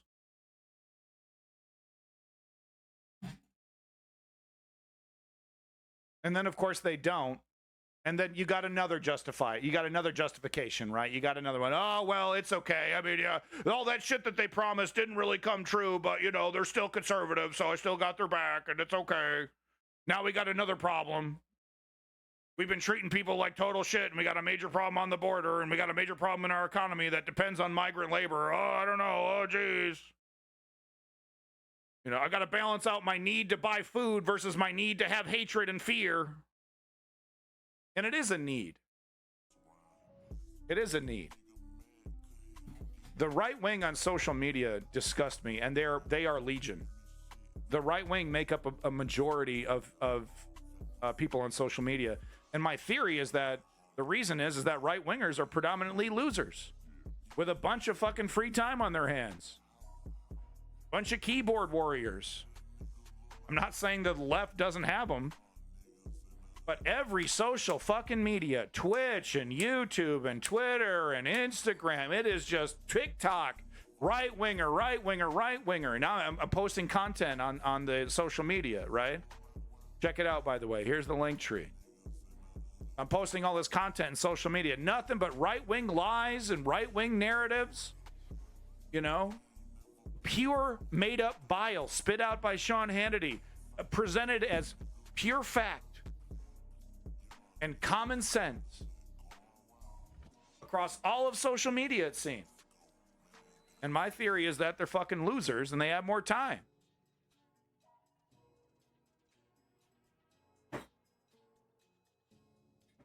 That's just me. So I'm out of time. Too busy arguing with bad actors. I had more links, sorry. But I'm out of time. Hit the 2-hour mark here. I got to get rolling. Got about 10 more minutes, but it's so depressing. It really is. Especially characters like Davey, who's a very smart person. Talking about incompatible cultures. You know, it's disgusting. You know, feelings over facts. Feelings over facts. Well, they scare me, and well, you know, if we just get rid of them, things will get better. If your people was facing an existential threat from the third world, you'd change your priority. Existential threat. And once again, this hyperbolic nonsense. Invasion. Oh, we're being invaded. Oh, my precious lily white culture is being attacked by the heathen Hun. Pathetic. It's hyperbolic. It's not rooted in reality, and quite frankly, it feeds into pre-existing ignorances and xenophobia. No, it isn't. Not even close. Hey, Pool. I mean, my God, I'm not going to have a fucking argument. Listen to you. You have urine in your fucking name, dude. Get the fuck out of here. I'm not having an argument with you. Get the fuck out of here. I'm not having an argument about the humanity of an entire culture of people who believe in a religion with a guy Pool, the solid form of P, talking about an existential threat, agreeing it's a great invasion, runs around on the internet as urine.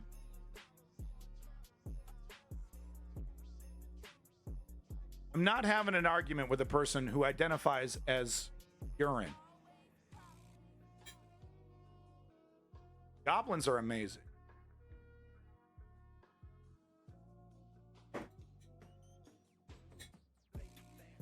It's an invasion. It's an invasion. Oh, my precious culture. Oh, my culture. It's incompatible with these heathens. Stuffing his fucking face with fucking fast food. Talking about how he's fucking superior. I go around the internet as I have a urine in my name. I go around. I'm a pool of urine. That's how I represent myself, and I repeat right-wing talking points. And here's Davey learning nothing, repeating xenophobic ignorance. Just ignorant, man. Arab people are compatible. It's not their skin color. It's the values of Islam. No. Sam Harris talking point. Totally ridiculous. You know what that mentality, that feelings over facts mentality does? It creates laws that says it's okay to be Christian, but it's not okay to be Islamic. That's what your feelings over facts mentality creates. Because that's who you support. Those are the politicians you support who feed into that ignorance of yours. Who feed into that fear of yours, Davey. Right? The right-wing politician says, "Oh yeah, you're smart to be afraid of Islam. And you're smart to vote for me because I'm going to create special rules for Islamic people that Christian people don't have to worry about."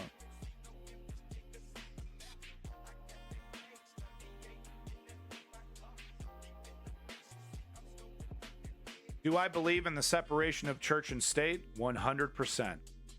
And Davey, if that's what you're talking about, then yeah, I would agree with it. But that's not really what you're talking about. Islam as a religion is incompatible with American and Western culture. Islam is literally 80% Christianity. Jesus is even a character in the fucking book.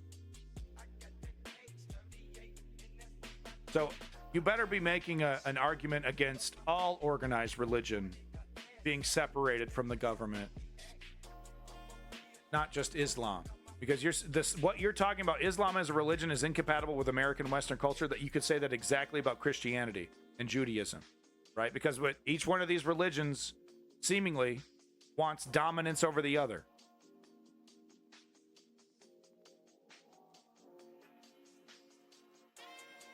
I will not accept bigotry in my chat. Even if it's for religion that I fucking hate. I hate all religion. All of it needs to go right in the dumpster. Leave the art. Leave us with the art. That's fine. You want to pray? Pray away. Get the fuck out of my government. And that goes for all religion. But if you want to say Islamic people are more incompatible with Western democracy than Christians or Jews, then you're a bigot. Those three religions, like I said, are like 80% same exact thing. They have a Moses character, they have a resurrection event, they have a fucking walk on water event, they got a fucking Noah's Ark event. Literally, look it up. Listen, there are fucking theologians who go over this, how these religions are almost carbon copies of each other. So Davey not saying that. So Davey saying, I am a bigot. I think people from Islam are more dangerous than people of other religions. Congratulations, you bigot.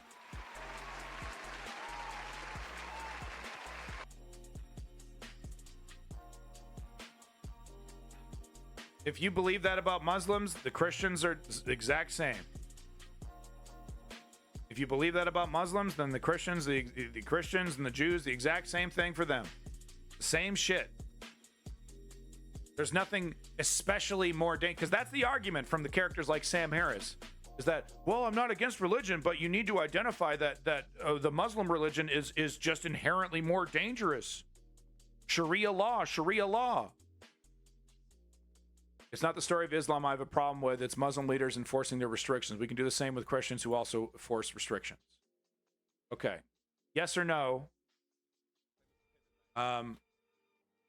Yes or no? Are you arguing that all religion leads to the problems that you are describing, with theocrats coming in saying my book is better? Yes or no? Is it all religion, or is it just Islam? That's especially more dangerous. That's especially more incompatible. We got Al Qaeda. You said it.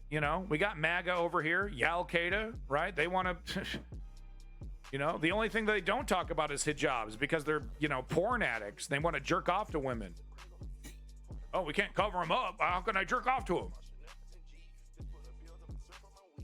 But that Al Qaeda wants to tell women, no, you're slaves. You're my resident slave. You're my mommy sex slave. And right-wing Republicans, extreme right-wing Republicans, want to enshrine that into law. It's illegal for you to divorce me.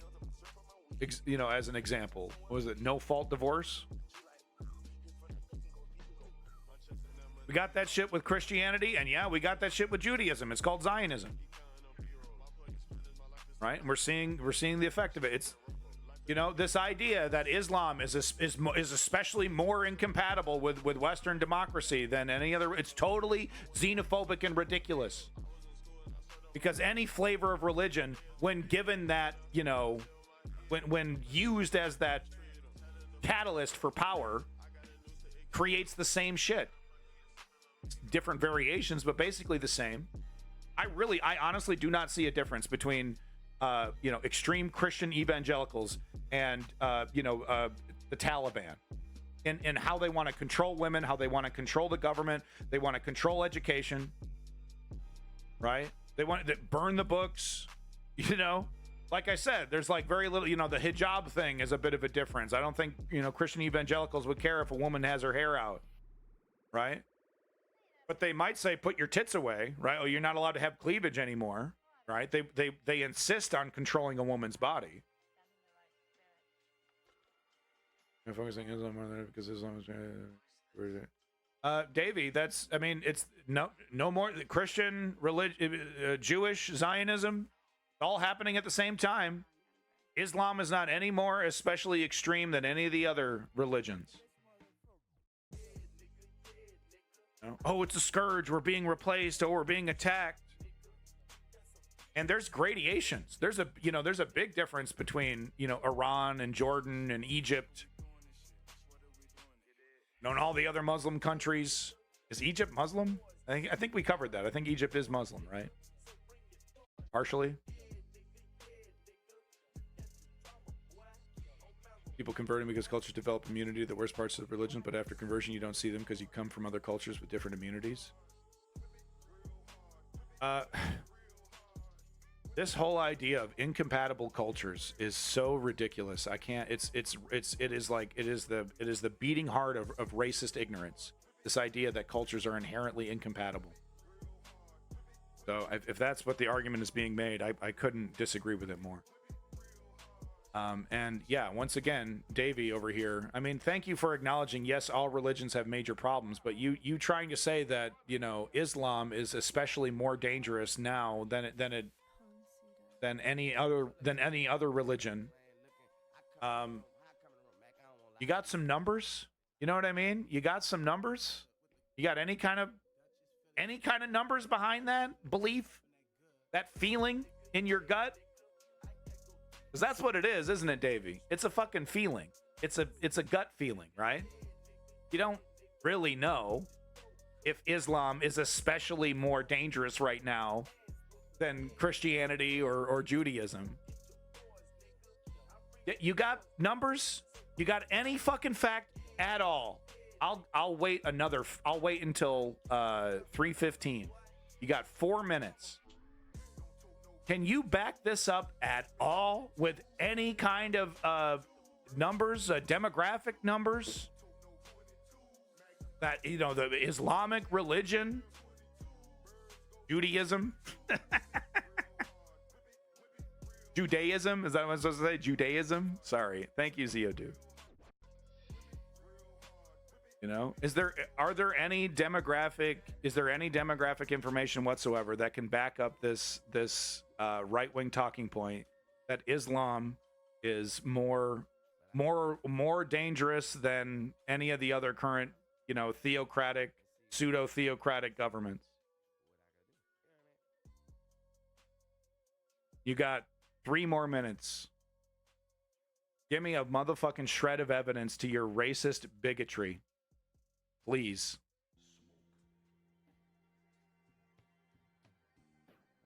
When I meet people with religion in their minds, I feel bad for them. I feel like they have an emotional disease. Look, I don't agree with religion, but I also understand the value of religion, because there is something that it can fill a hole, and I believe in liberty. I believe in free speech. I believe in people having the right to be wrong. People having the right to believe ridiculous things. They have a right to do that as long as it doesn't hurt other people. And that's where the separation of church and state comes in, right? Because it's like, yeah, believe in your sky god, believe in your book, but keep that shit out of my government. I acknowledge the danger of religion and the danger of theocracies. I reject the idea that Islam is any more dangerous than Judaism or Christianity and all the others. Fill in the blanks.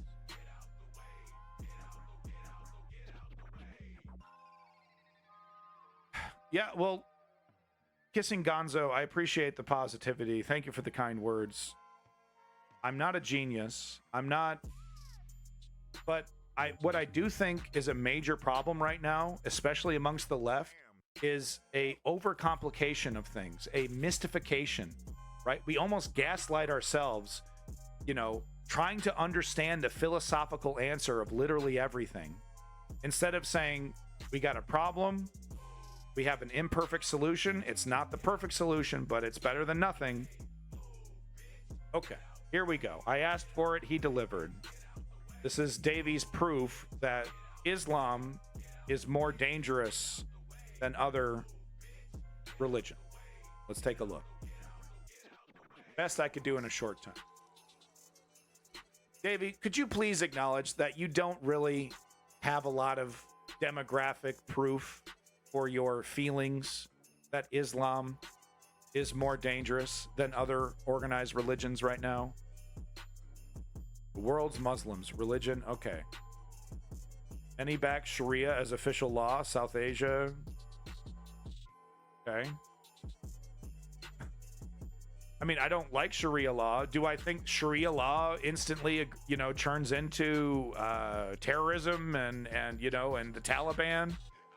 I mean, you look at Iran, any Muslim enforcing Sharia is dangerous.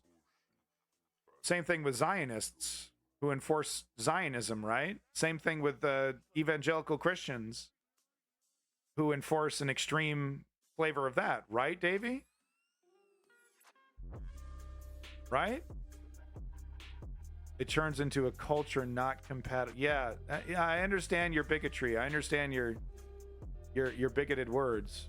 Okay, of course. Okay. You do acknowledge that. I mean, I do agree Sharia law is not compatible with democracy. Sharia law is theocracy.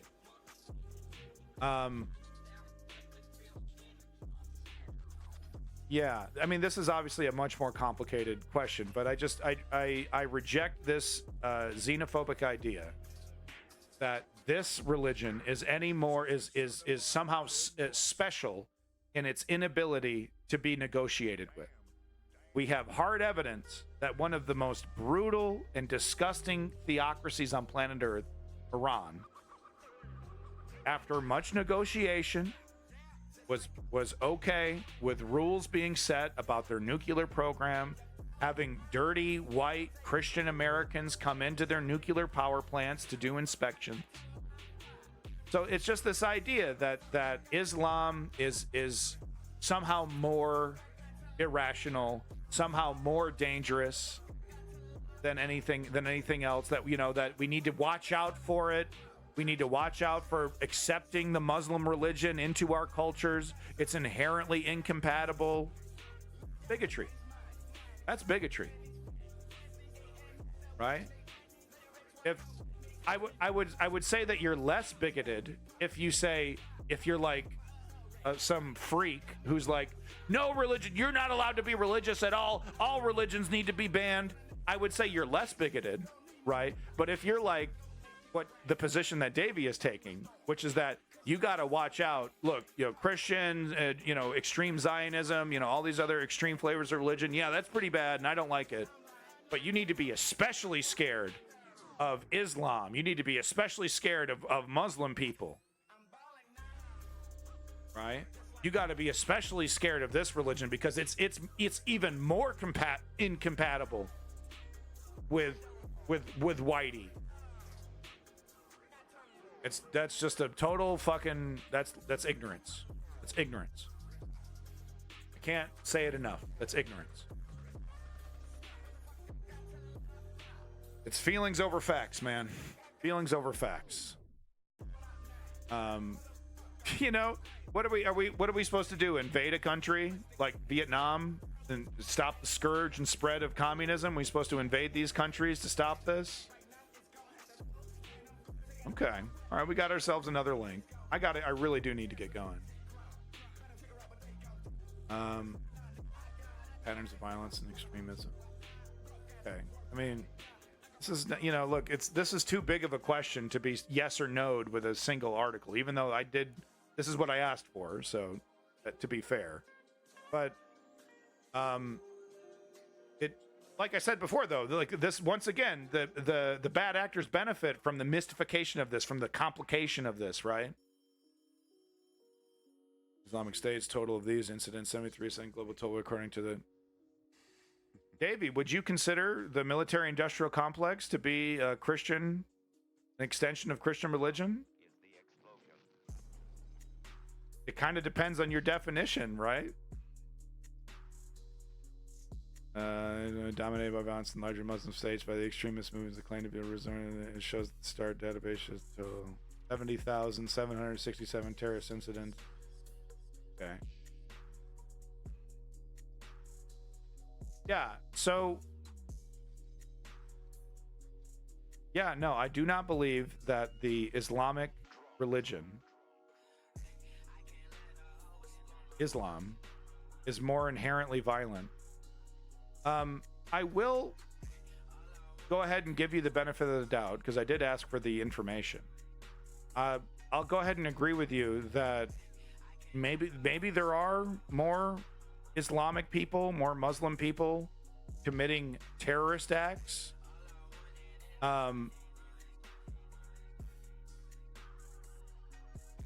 It's complicated by the fact that these Middle Eastern, that these Muslim countries, that countries that, the theocratic countries are intentionally targeted and intentionally depressed. See, it's so complicated, right? Because it's not a simple yes or no. Islam is more dangerous than not. Who's in the crosshairs? But I think there are lefties that would like to say there's no problem, that there isn't some kind of connection. But I think we're going to have to do a special stream on this one. You know, because, I mean, so this was done by the Center for Strategic and International Studies. I'm going to go ahead and assume that this is, you know, a think tank that agrees with the Western consensus. This think tank would never, ever fathom to consider the United States to be religious in any way. But let's go ahead and ignore the fact that Donald Rumsfeld put Bible quotes on his reports, his information reports to George W. Bush. The fact that chapels and pastors are literally part of the U.S. military, literally blessing soldiers like you would see Orthodox Christians in Russian militaries do. It's literally in Generation Kill. They wear fatigues. They walk around to frontline battlefields. So this, you know, they would never, this think tank, this Western aligned think tank would never even consider the violence that the United States perpetuates to be Christian in any way. But there is some, it's not the same though. It's not the same as, you know, Iranian theocracy, you know, Muslim theocracy, Islamic theocracy. Muslims are people. Islam is the religion. I can't quit mixing that up. So I do think it's more complicated than just simply saying Islam is incompatible with Western democracies. Islam is more inherently dangerous. If you're looking at it from an American-centric, a Western-centric, you know, we're the good guys, they're the bad guys frame of mind, you might think that, which is definitely, you're very American-centric, Davey, in your point of view. You probably right now find it totally absurd that I would connect Christianity with the U.S. military. Like I said, even though we have chapels and churches integrated in the U.S. military, you would find it totally ridiculous, right? To make that comparison. But how do we define what is and isn't a theocracy? How do we define what is and isn't Islamic theocracy? Wow, Jesus. Okay. You know what I mean about the right wing being absolutely legion on social media? Isn't that crazy? You really can't go anywhere. You really can't go to any social media. It's constant right wingers. Actually quite shocking, the amount. It's like 2 to 1, 3 to 1. The left is completely outnumbered on social media by the right. And once again, it goes back, I truly believe this, that it's because, you know, majority of right wingers are fucking losers. I don't put Davey in that category. Davey's a go-getter. Totally wildly incorrect. But Davey is he's a go-getter. Grand majority of Republicans are not go-getters. Internet trolls. Disgusting porn addicts. You know, they're certainly not the Sigma male stereotype that they present themselves to be. You know, run around emulating Andrew Tate, wondering why their family has abandoned them and they don't have a girlfriend. But I treat women like shit, and I told my family to suck my dick, and everyone hates me now. No, there's nothing. I mean, well, I'm not a fan of exploitation. I'm not a fan of women, you know, being put in a position where they might not want to do things that they don't want to do. They feel pressure to do that, and it's undeniable to say that the porn industry doesn't do that. The porn industry is absolutely a major source of exploitation on young women across the world. Human trafficking, of course, being an issue. At the same time, I believe in liberty. I believe in free speech, of course. So I believe in pornography being legal. But I would like to see more attention on the inherent exploitation of it, and the fact that, you know, young women sometimes feel it's the only avenue for them to make a success of themselves. So, you know, some of those women, maybe they wouldn't want to do what they're doing on camera if they had better opportunities, if they had a better, you know, better economy. better social mobilization, right? From the bottom up. Anyway, no, Davey, maybe I was a little heated. If you're still here, I know that everyone else is gone. I still believe your view is bigoted and xenophobic. I'm not taking that back. But at the same time, I do think, once again, this is something that is more complicated than I think is initially acknowledged by the left, and should be, you know, there should be reform. There should be, you know, the left. I do agree. The left should be doing more to enforce separation of church and state. Right? I think that would be, you know, unbiased, right? Just be unbiased about it. And I think you can agree with that. Wow, that's awesome. That's a fun project for a Monday. But I think the unbigoted way to solve any kind of problem with Islamic extremism is to further enforce the separation of church and state for all religion. That's a good way to end it. That's a good way to end it. Whatever problem we have with religious extremism, whether it's Islamic, Jewish, Christian, the solution is the separation of church and state, unbiased for any religion, regardless of where it's from, whatever it is. Believe in whatever religion you want to believe in. Keep that shit out of my government. I think we can all agree with that. Hopefully, please God, we can all agree with that one. Even if we don't necessarily agree that Islam is a more dangerous religion than, say, other religions, right? If we can't come to an agreement on that, at least we can come to the agreement that our government should be blind to religion and be separated from religious institutions when it comes to governing. Can we all agree on that? Can I get some yeses in the chat, please? This is a complicated issue. Nuance is difficult on this one. Can I get some yeses in the chat? Separation church and state. Separation of church and state.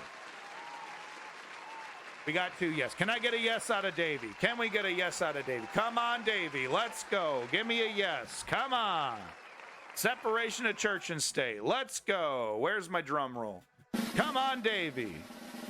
Just give us a yes. Hey, there it is. And there it is. There it is. There it is. Where's my button? There it is. Okay. How about that? We actually found some agreement before the end of the stream. So there we go. All right. Peace in that motherfucking Middle East. Glory to the Ukrainian democracy. And let's not forget the only solution to our political problems. The only solution to our political problems is a simple three-step program that I've devised. Step 1, inform yourself. We're doing it right now. Step 2, join a progressive or political organization in your area, whatever it is. Become a political activist. Put your name down. And step 3, put in the fucking work. Show up. Donate. Read those emails. Meet here, meet there. I need signs for this. Someone needs to drive someone here for this protest. Become the political activist and ask yourself what you're doing. What am I doing for the political movement of my choice? What am I doing to create change? How am I planting trees that my child will enjoy? That's all I ask. Once a month, ask yourself, what am I doing for the movement? Coogan Swoot, big props to literally everybody. I have no time to give individual props, but you know who you are. Lenny, Kissing Gonzo, Chem Goblin, Vizon, Zio Duke, Ajuke, you seem all right.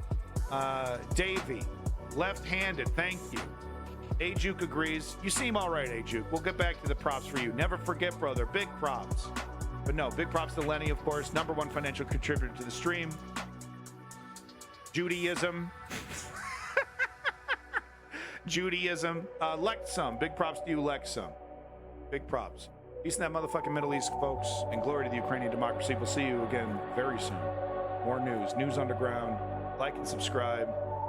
Please. Please. I'll give you the link one more time. Like and subscribe, folks. Here it is. Please. Please. Oh, God, please. I'm almost up to 10 Instagram followers. We're blowing up. We're blowing up. Thank you for being here, folks. Good argument, good discussion. Thank you, everybody. I will. Ken Goblin, you're right. Thank you again, CO Dude. Thank you.